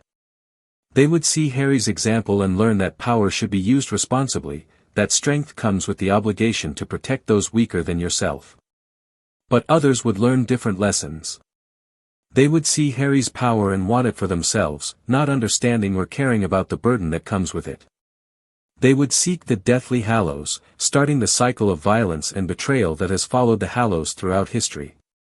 They would attempt dark rituals trying to achieve even a fraction of what Harry has accomplished, often dying or worse in the process. And Harry would feel responsible for every single one of them. He would try to counter this by being more open about the dangers. He might give lectures at magical schools around the world, explaining that the Hallows are not prizes to be won but terrible responsibilities to be borne. He would tell stories about the wizards who sought the Elder Wand and died for it, about Cadmus Peverell who killed himself rather than live without the woman he lost, about all the ways that seeking mastery over death leads to tragedy. But for every student who listens and learns caution, there would be another who hears only that Harry did it, so maybe they can too. This brings us to one of the most interesting aspects of Harry's situation. What happens when someone actually does come close to mastering one of the Hallows? Not achieving what Harry has achieved with all three, but genuinely understanding one of them in a deep way. Perhaps a scholar discovers the hiding place of the Elder Wand and, instead of using it for conquest, studies it as Harry did. Or a medium with natural talent for speaking to the dead finds the resurrection stone and learns to use it without obsession. Or someone from a long line of skilled invisibility charm users inherits the cloak and realizes there's something special about it. Harry would have to decide how to handle these situations.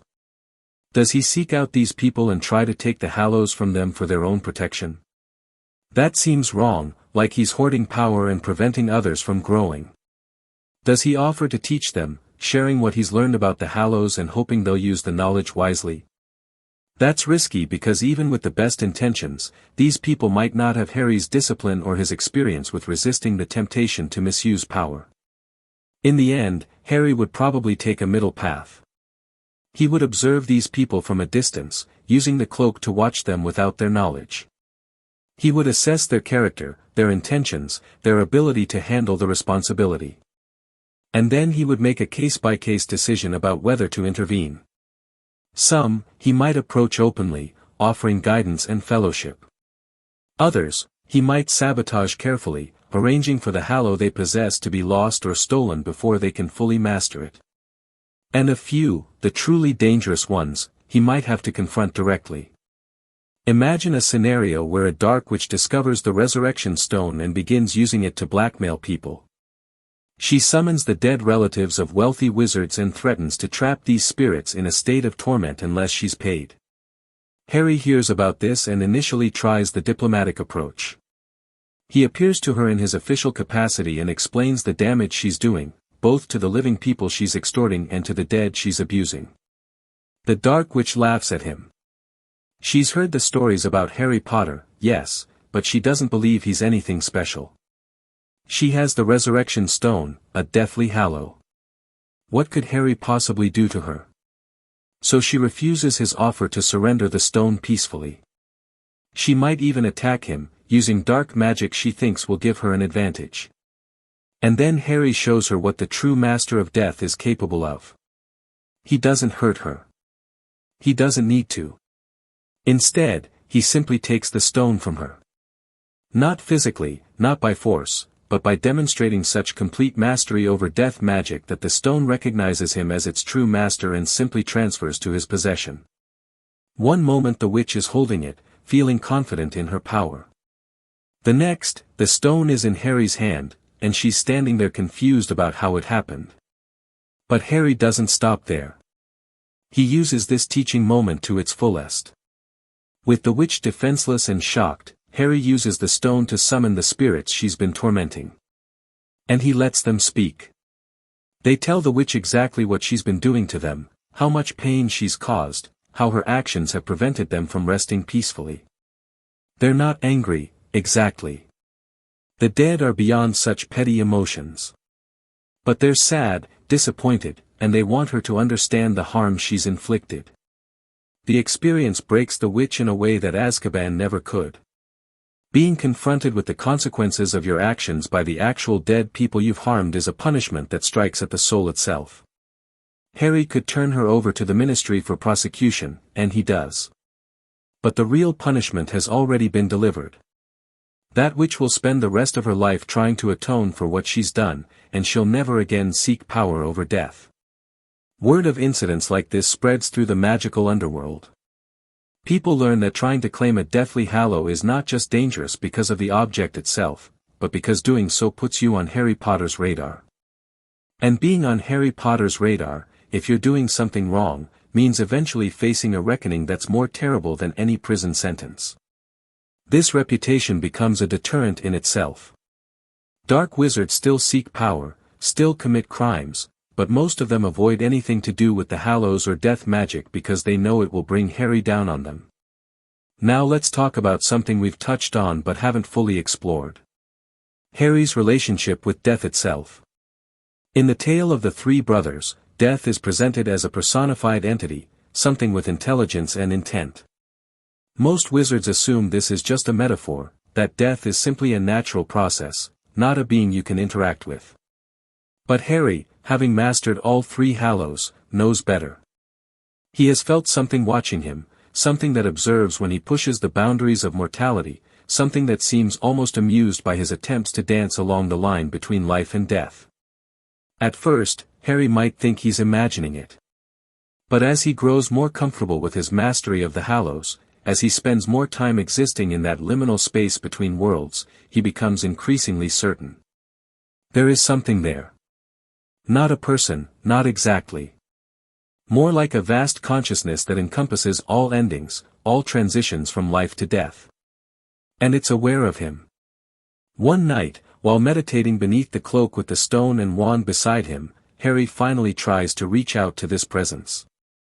He extends his consciousness as far as it will go, using all three Hallows together to bridge the gap between the living and the dead, to touch whatever lies at the heart of mortality itself.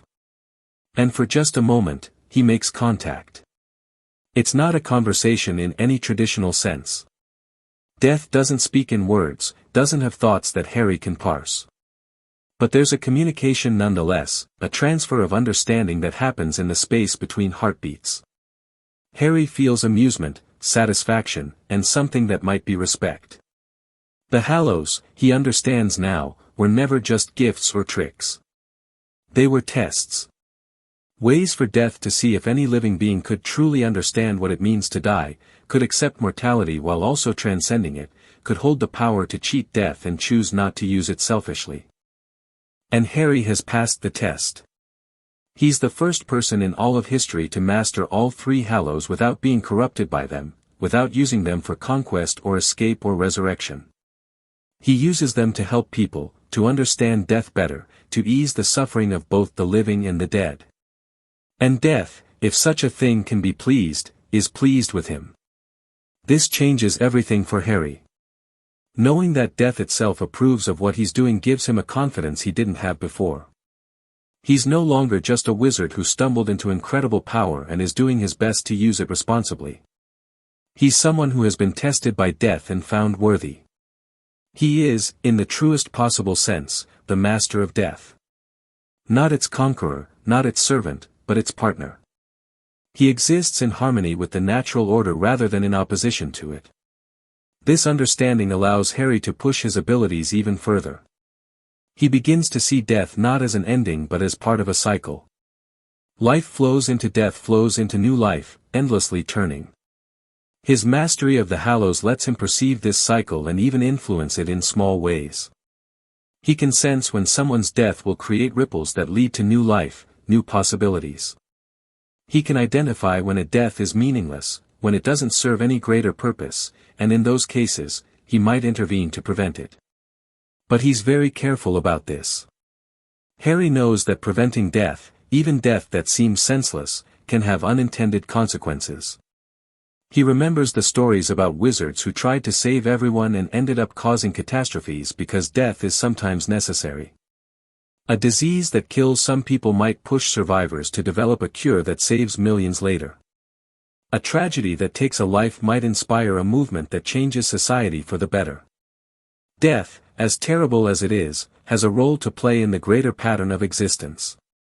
So Harry develops a kind of intuition about when to intervene and when to let events unfold naturally. It's not perfect. He makes mistakes, saves people who go on to cause harm, or fails to prevent deaths that could have been avoided. But he gets better at it over time, learning to trust the sense that the Hallows give him about what death means in each specific situation. He becomes less a warrior fighting death and more a gardener, pruning and shaping but respecting the natural growth of the world. This philosophical approach to his power affects how Harry trains others. He might take on apprentices, not to teach them to master the Hallows because that's probably impossible for anyone but Harry, but to teach them his understanding of death and magic. These apprentices would be carefully selected, people who show the same qualities that allowed Harry to master the Hallows in the first place. Courage, yes, but also humility. Power, but also compassion. A willingness to sacrifice, but also a deep love of life. Under Harry's tutelage, these apprentices would learn to see death differently. They would study with healers to understand the body's final moments. They would talk with the dying, learning to ease people's transitions.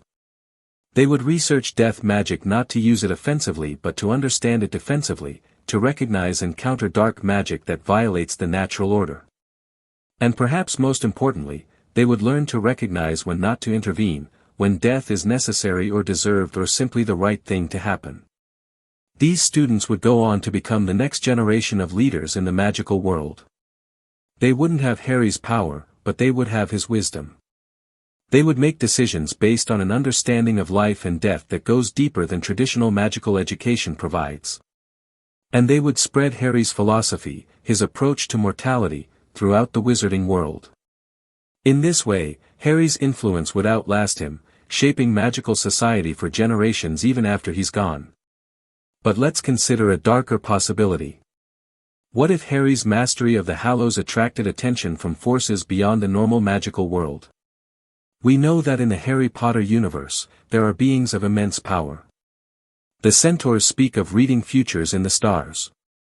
The giants have their own ancient magic. And then there are creatures like the Dementors, beings that seem to exist outside the normal categories of life and death. What if Harry's transformation into the Master of Death drew the attention of entities even more powerful and mysterious? Imagine that one night, Harry feels a pull unlike anything he's experienced before. It's not malevolent, exactly, but it's not entirely safe either. It's vast, ancient, and it wants his attention. Following this pull, Harry finds himself in a place that doesn't quite exist in the normal world. It's not the realm of the dead, but it's not the living world either. It's something else, something that exists between or beyond. And there, Harry meets beings that have been watching humanity for millennia. They're not gods, because gods as such don't exist in the Harry Potter universe. But they're close. They might be the original sources of magic, the first conscious things that existed in the world, beings so old and powerful that they've become woven into the fabric of reality itself. And they're curious about Harry. They've seen humans before, obviously. They've watched the rise and fall of civilizations, the birth and death of magic systems, the endless cycle of life and death that characterizes mortal existence.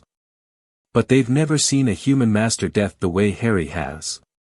They've never encountered someone who exists in balance between their world and the mortal world.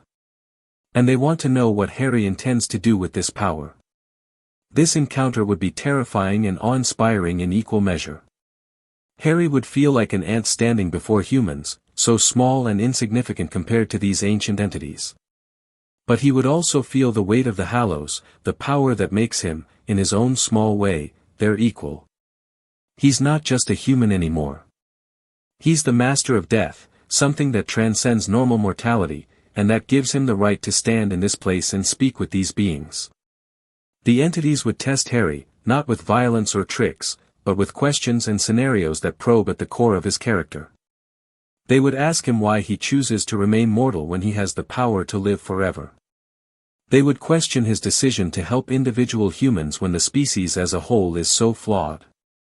They would challenge his belief that death should be accepted rather than conquered. And through these questions, they would be assessing whether Harry is wise enough to hold the power he possesses. Harry would answer honestly, explaining his philosophy that death gives meaning to life, that helping individuals is how you change societies, that power without compassion is tyranny. He would admit his doubts and fears, acknowledge that he doesn't have all the answers, but stand firm in his conviction that he's doing his best to use the Hallows responsibly. And in the end, the ancient entities would be satisfied. They would recognize in Harry something they rarely see in mortals, genuine wisdom combined with humility. Before sending Harry back to his world, these beings might offer him a gift. Not more power, because Harry has enough of that. But perhaps knowledge. They might show him visions of how death has been mastered in other worlds, other realities where the balance between life and death is different. They might teach him techniques for using the Hallows that he hadn't considered, ways of perceiving reality that would make his existing abilities even more effective. Or they might simply offer him reassurance, letting him know that what he's doing is right and that even beings as old as they are respect his choices. This encounter would fundamentally change how Harry sees his role as Master of Death. He would realize that he's not just dealing with human concerns anymore. His mastery of the Hallows has elevated him to a level where he interacts with the fundamental forces of reality. Death isn't just about people dying or living. It's about the structure of existence itself, the way reality functions, the balance between creation and destruction. And Harry, by mastering the Hallows, has become a guardian of that balance. This would add a whole new dimension to Harry's responsibilities. He's not just protecting people from dark wizards anymore. He's protecting the natural order of the universe from those who would upset it. When someone creates a Horcrux, they're not just damaging their own soul. They're creating a tear in the fabric of reality, wound in the natural cycle of life and death. When dark wizards reanimate the dead as inferi, they're not just being disrespectful. They're violating fundamental laws that keep reality stable. Harry would start to see his interventions in these larger terms. Every time he helps someone transition peacefully into death, he's maintaining the balance. Every time he stops a dark wizard from creating a Horcrux, he's protecting the integrity of reality itself.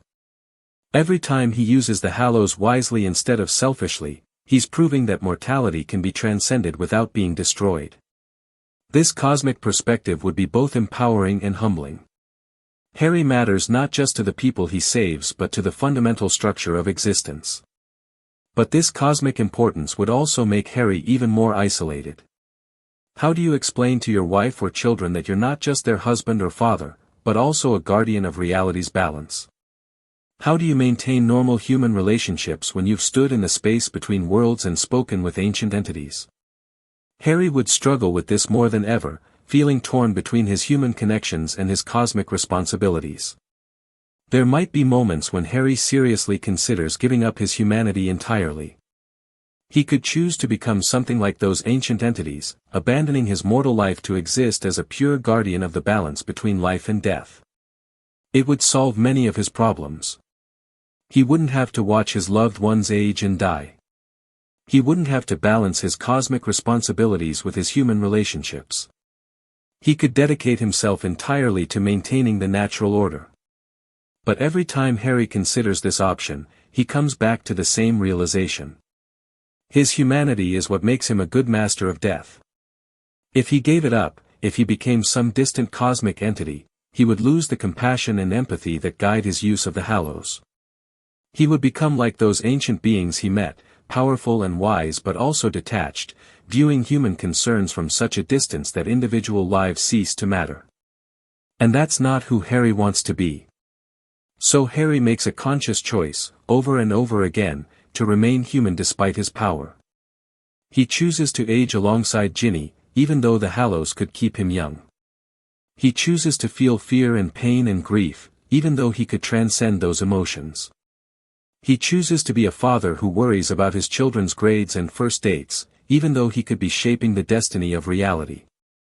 This choice, this determination to remain grounded in humanity despite transcendent power, is what makes Harry truly worthy of being the Master of Death. Now let's explore what happens as Harry begins to approach the end of his natural lifespan. He's kept his promise to Ginny, using the Hallows' power to help people but not to extend his own life beyond its natural span.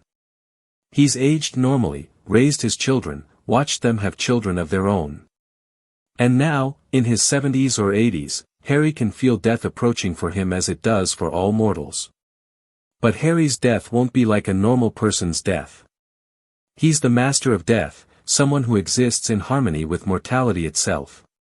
When death comes for him, it won't be a surprise or a tragedy. It will be a reunion, like meeting an old friend just as the third Peveril brother did. Harry would prepare for his death with the same care and wisdom he's applied to everything else in his life. He would gather his family and friends, the people who matter most to him, and he would say his goodbyes properly. Not rushed conversations in a hospital room, but meaningful farewells where he can tell each person what they've meant to him, how they've shaped his life, what he hopes for their futures. He would use the resurrection stone one last time to speak with those who have already passed on, his parents and Sirius and Lupin and Tonks and Fred and Dumbledore and so many others. And they would welcome him, telling him that they're proud of what he's become and that they're ready to greet him when he crosses over. And then Harry would make arrangements for the Hallows. He can't take them with him into death, and he can't risk them falling into the wrong hands after he's gone. So he would likely destroy them, or at least separate them in ways that ensure they can never be reunited. The Elder Wand might be snapped and buried. The resurrection stone might be dropped into the deepest part of the ocean. The cloak might be gifted to one of his children with specific instructions that it's never to be used to seek the other Hallows. Or perhaps Harry would do something even more profound. Using the full extent of his mastery one final time, he might transform the Hallows into something new. The Elder Wand could become a seed that grows into a tree of healing, its wood capable of crafting wands of unusual power but without the wand's dangerous allure. The resurrection stone could be dissolved into a mist that spreads throughout the wizarding world, making it just slightly easier for everyone to sense when their time is approaching and to accept it peacefully. The cloak could be woven into the fabric of reality itself, making it just a bit harder for death to find people before their time. These transformations would ensure that the good the Hallows can do continues even after Harry is gone, but without the temptation that comes from possessing them as distinct objects. The Hallows would cease to exist as artifacts that can be sought and mastered, becoming instead subtle influences that benefit everyone without drawing attention or creating conflict. With these preparations made, Harry would finally be ready. He might choose the manner of his passing, deciding to die peacefully in his sleep surrounded by family, or perhaps returning to the Forbidden Forest where he once faced death as a teenager. And as he feels his consciousness fading, as his soul prepares to leave his body, Harry would experience something that no other human ever has. He would perceive his own death from both sides simultaneously. As a living person, Harry would feel his body failing, his connection to the physical world dissolving. But as the master of death, he would also feel himself being welcomed into the realm beyond, sense the pattern of existence accepting him back into its flow. He would understand in that final moment that death truly isn't an ending but a transformation, a return to the fundamental essence from which all life springs. And death itself, that vast cosmic entity that Harry has partnered with throughout his life, would be there to greet him. Not as a grim reaper or a frightening specter, but as what it truly is, a necessary and even beautiful part of existence. Harry would greet death as an old friend, just as the tale says, and he would pass into whatever lies beyond with no fear, no regret, only gratitude for the life he lived and curiosity about what comes next. In the aftermath of Harry's death, the magical world would mourn. But it would be a different kind of mourning than when other great wizards die. Because Harry, through his life and teachings, has fundamentally changed how wizards think about death. People would celebrate his life while acknowledging his passing. They would tell stories about his deeds and his wisdom. And most importantly, they would strive to live up to the example he set, using their own power and abilities to help others rather than to dominate them.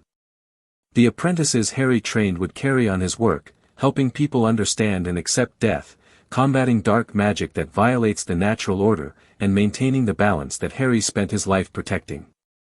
They wouldn't have his power, but they would have his principles, and that would be enough to keep his legacy alive for generations.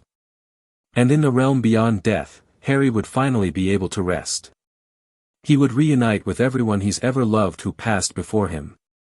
He would explore whatever mysteries lie beyond the veil, no longer bound by the responsibilities of the living. He would be, at last, simply Harry. Not the boy who lived, not the master of death, but just a soul among other souls, equal and at peace. But even in death, Harry's influence would persist in the living world. The changes he made to magical society, the wisdom he shared, the example he set, these would continue to shape the wizarding world for centuries. Schools would teach his philosophy alongside traditional magic. Parents would tell their children stories about the wizard who mastered death but chose to remain human. And whenever someone faced a choice between seeking power and using it responsibly, they would think of Harry Potter and choose the harder but better path. This, ultimately, is the answer to what if Harry Potter mastered all the Hallows powers. He would become something extraordinary, yes. He would wield power that makes him almost godlike, absolutely. But more importantly, he would remain fundamentally himself. He would use that power to help people, to protect the innocent, to maintain the balance between life and death. He would struggle with the burden and the isolation, but he would never let it corrupt him. And in the end, he would prove that mastering death doesn't mean conquering it or escaping it.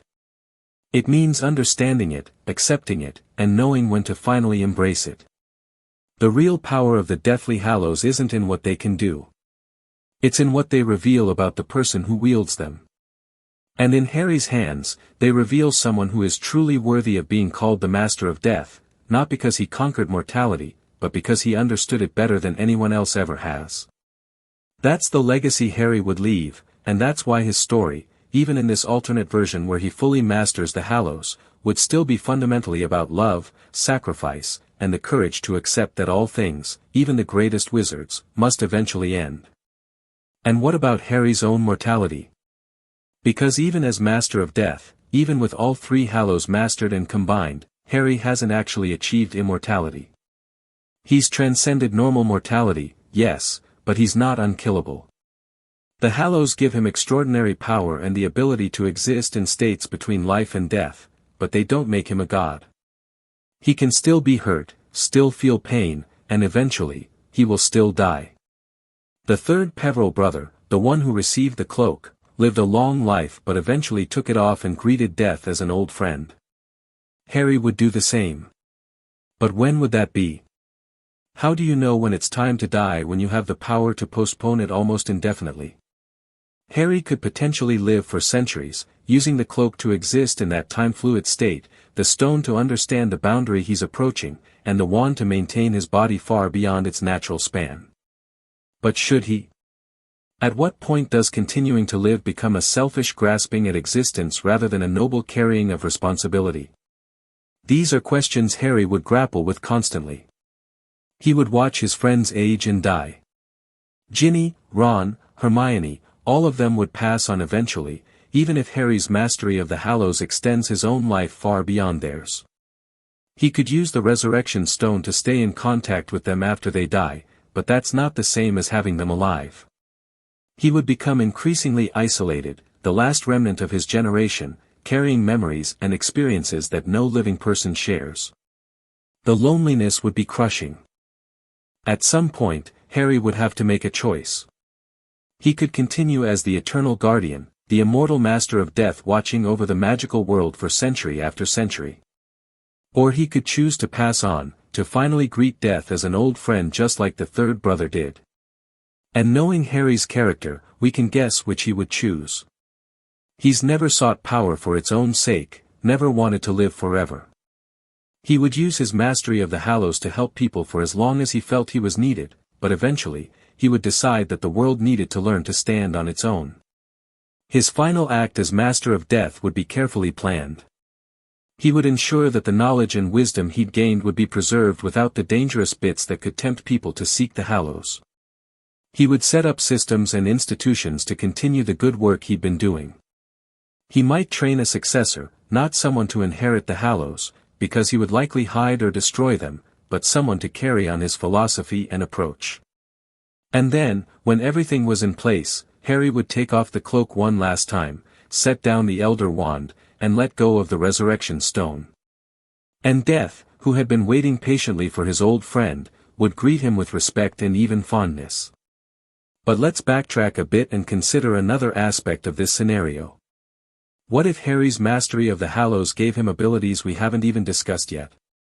The Hallows are magical objects created by Death itself, or by the Peverell brothers with such incredible skill that the legend attributes them to Death.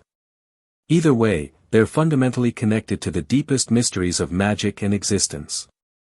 There might be abilities that come with true mastery that we haven't even considered. For example, what if the Cloak of Invisibility, which hides its wearer from perception and even from Death's gaze, could be used to hide other things? Harry might learn to use the cloak's properties to hide entire locations, creating sanctuaries that simply cannot be found by any magical or mundane means. These could become refuges for people fleeing danger, or sacred places where important magical research can be conducted without interference. The Fidelius charm hides a location by tying it to a secret keeper, but the cloak's power might allow for something even more absolute. Or consider the Resurrection Stone from another angle. It allows communication with the dead, but what if it also allows for other forms of impossible communication? What if Harry could use it to communicate across time, to send messages to or receive knowledge from different points in history? Not time travel, exactly, which creates all sorts of paradoxes, but a kind of temporal awareness that lets him understand how events in the past have shaped the present, and how present actions will echo into the future. This would make him an incredible historian and an even better guardian, able to spot patterns and prevent cycles of tragedy from repeating. The Elder Wand, too, might have capabilities beyond just making magic more powerful. What if it could be used to understand and even modify the fundamental laws of magic itself? Harry might be able to do things like change how certain spells work, create entirely new branches of magic, or even heal magical injuries and conditions that were previously thought impossible to fix. Squibs, people born to magical parents but without magic, might be helped. Curse damage, like what happened to Neville's parents who were tortured into insanity by the Cruciatus curse, might be reversed. The Elder Wand in the hands of a true master who understands magic at a fundamental level could reshape the entire magical world. And when all three Hallows are used together by someone who truly understands them, there might be abilities that are completely unprecedented.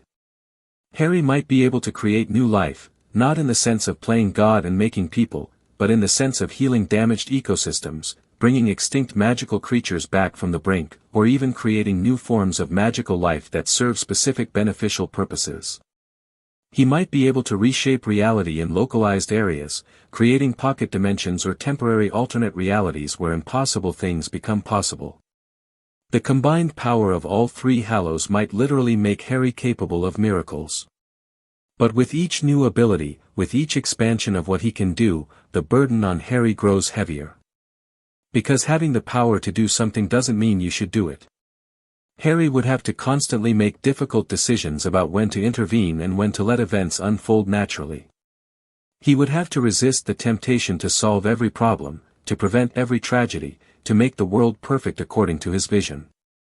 Because a perfect world created by one person's will, even someone as good as Harry, is still a form of tyranny.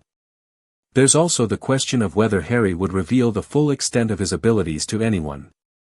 Would he tell Ginny? His children? Hermione and Ron? Or would he keep it secret, presenting himself as just a very powerful wizard rather than something that has transcended normal magical existence? There are arguments both ways. Telling his loved ones would prevent the isolation and loneliness we discussed earlier.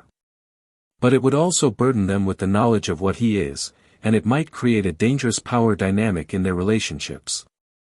How do you have a normal marriage when one partner is essentially a demigod? Keeping it secret would be its own kind of torture. Harry would have to constantly hold back, to pretend to be less than he is, to hide parts of himself from the people he loves most. And secrets like that have a way of coming out eventually, often at the worst possible time. When Ginny figures out that Harry has been hiding the true extent of his abilities for years, how does she react? When his children discover that their father could have solved problems or prevented tragedies but chose not to, how do they feel about him? These interpersonal complications would be just as challenging as any dark wizard or magical threat Harry might face. Because at his core, Harry isn't a warrior or a hero in the traditional sense. He's someone who values love and friendship above all else. The idea that his power might damage those relationships, might isolate him from the people he cares about, would be devastating to him. He might almost wish he hadn't mastered the Hallows, except that he's used the power they give him to do so much good. Let's think about a specific scenario that would really test Harry's moral compass. Imagine that someone he loves deeply, say Ginny or one of his children, is dying from something that normal magic can't heal. An incurable magical disease, a curse that can't be broken, or even just old age. Harry has the power to save them. The combined might of the Hallows could heal any injury, reverse any curse, even extend life far beyond its normal span. All he has to do is use that power, and the person he loves will live. But should he? If he saves this one person, what about everyone else who is dying of similar causes? Does he then have an obligation to save them too? And if he starts using his power to prevent death in general, isn't he violating the natural order that he's supposed to understand and respect as master of death? The whole point of the Hallows, according to the tale, is that the third brother understood that death is natural and eventually welcomed it. If Harry uses his power to prevent the deaths of those he loves, isn't he making the same mistake as the first two brothers, trying to conquer or escape death rather than accepting it? This would be the ultimate test of Harry's character and his understanding of what it truly means to be master of death. The hardest thing in the world would be to watch someone he loves die when he has the power to save them. But sometimes the right choice is the hard one. Harry might choose to use his mastery of the resurrection stone not to prevent the death, but to make it peaceful, to let his loved one communicate with those who have passed on before, to ensure that death comes as a friend rather than a terror. And then, after they die, he would use the stone to stay in touch with them, to continue the relationship in a different form. That's the kind of impossible choice that would define Harry in this scenario. He has godlike power, but he's still fundamentally human in his emotions and attachments. Finding the balance between using his power to help people and accepting the natural limits of existence would be a constant struggle. And honestly, that struggle is what would keep Harry human despite his transcendent abilities. The day he stops struggling with these questions, the day he becomes comfortable with his power and starts making these decisions easily, that's the day he would become dangerous. Now let's consider how the magical world at large would react to Harry if they knew what he truly was. In the original story, Harry is already famous, the boy who lived, the chosen one. But that's fame based on what he did as a baby and what he did as a teenager. If people knew that he'd mastered all three Deathly Hallows and become something that transcends normal wizard kind, the reaction would be intense. Some people would worship him, literally seeing him as a deity or at least as something divine. They would come to him with every problem, every illness, every tragedy, expecting him to solve it with a wave of his wand. Others would fear him, seeing him as a threat to the natural order or a potential Dark Lord more dangerous than Voldemort ever was. The Ministry would likely try to control him through politics if they couldn't do it through force, creating laws and regulations specifically designed to limit what he could do. And some dark wizards would see him as the ultimate challenge, the prize to be defeated or the power to be stolen. Harry would have to navigate all of this while staying true to himself. He couldn't hide from the world completely, because he would want to use his power to help people. But he also couldn't be completely open about his abilities, because that would create chaos. He would need to find a middle ground, perhaps operating as he did during his Auror days, publicly doing good work while keeping the full extent of his capabilities hidden. People would know he's powerful, but they wouldn't realize just how powerful. They would know he has a special connection to death based on his experiences, but they wouldn't understand that he's literally the master of death in a way that no one has been before. There's also the international dimension to consider. The Harry Potter series focuses mostly on Britain, but there's a whole world of witches and wizards out there. Other countries, other magical governments, would have their own reactions to Harry's mastery of the Hallows. Some might see him as a valuable ally or a powerful weapon they want to recruit. Others might see him as a British asset that gives that country too much power. There could be international magical conflicts sparked by Harry's very existence, with different nations trying to manipulate events to get him on their side or to neutralize him. Harry, being Harry, wouldn't want to be anyone's weapon or tool. He would try to remain neutral in international conflicts, offering his help where it's needed regardless of politics. But that kind of neutrality is hard to maintain when you're as powerful as he would be. Every action he takes, every problem he solves, would have political ramifications whether he wants it to or not. If he stops a dark wizard in one country but not another, is that favoritism?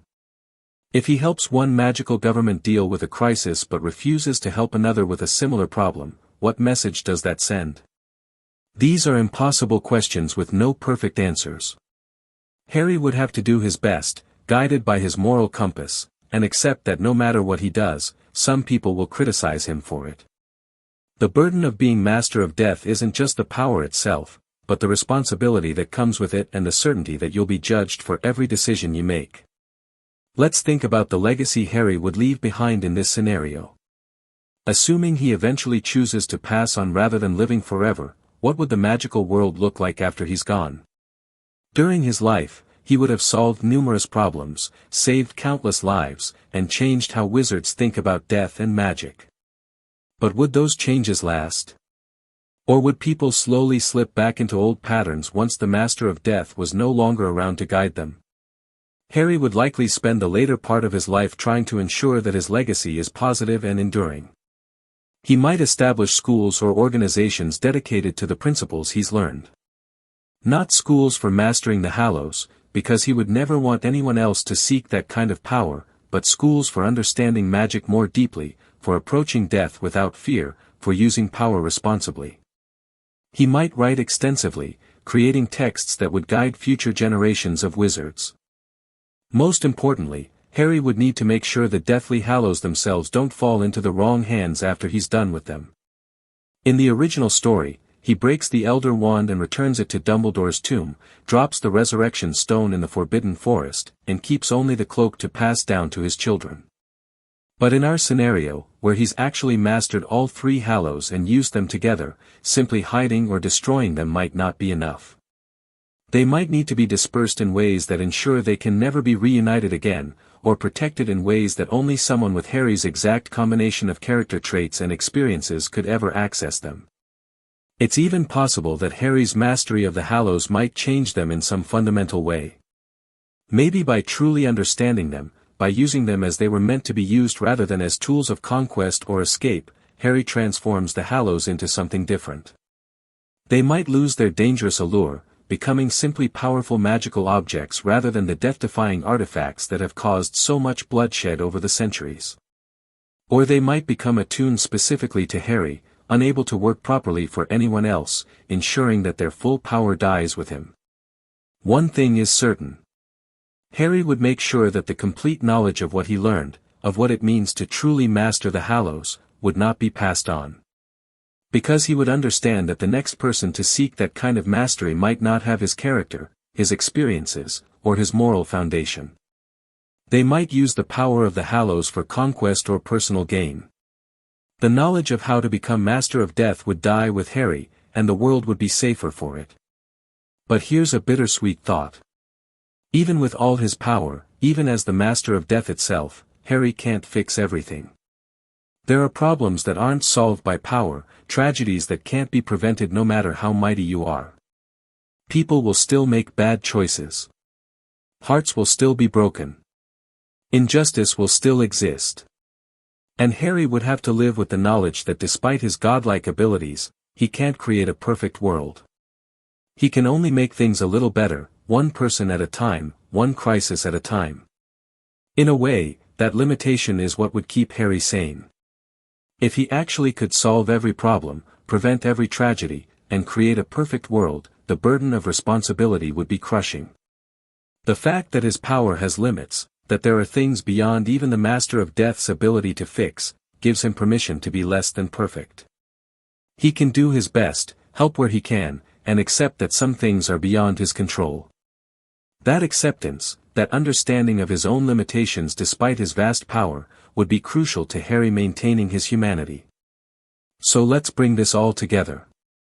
What if Harry Potter mastered all the Deathly Hallows? He would become the most powerful wizard who ever lived, capable of feats that would seem like miracles. He would transcend normal mortality without becoming truly immortal, existing in a state between life and death that gives him unprecedented insight into both. He would use his power to protect people, to help the dying transition peacefully, to solve problems that seemed impossible, and to gradually change how the magical world thinks about death and magic. But he would also carry an immense burden. The isolation of being something more than human, the constant moral dilemmas about when and how to use his power, the knowledge that his very existence might tempt others down dangerous paths, and the eventual necessity of giving up that power and accepting death himself. Harry would struggle with these challenges every day, and it's that struggle that would define him. In the end, I think Harry would use his mastery of the Hallows exactly as the third Peverell brother used the cloak. He would use the power when necessary, but he wouldn't let it define him or corrupt him. He would help people, protect people, and teach people, all while maintaining his essential humanity and his understanding that death is a natural part of existence. And when his time came, he would greet death as an old friend, just as the tale says he should. The real answer to what if Harry Potter mastered all Hallows powers isn't about the spectacular magic he could perform or the enemies he could defeat. It's about who Harry is as a person and how he would handle that kind of power. And knowing Harry, he would handle it better than anyone else could, using it wisely, struggling with it constantly, and ultimately remaining the same person at his core even as everything around him changed. That's what makes this such a fascinating what-if scenario. It's not really about the power itself. It's about what that power reveals about Harry's character and the impossible choices he would have to make. Because at the end of the day, being the master of death is less about conquering death and more about understanding it, respecting it, and knowing when to finally accept it yourself. And if anyone in the Harry Potter universe could learn that lesson and apply it properly, it would be Harry Potter. So thank you for joining me on this deep dive into what might have been. What if Harry mastered the Hallows? He would become something extraordinary, yes, but he would remain, at his core, the same boy who chose to die in the Forbidden Forest to save his friends, the same man who understood that some things are more important than life itself. And maybe that's the most important lesson of the Deathly Hallows. Power isn't what matters. Character is.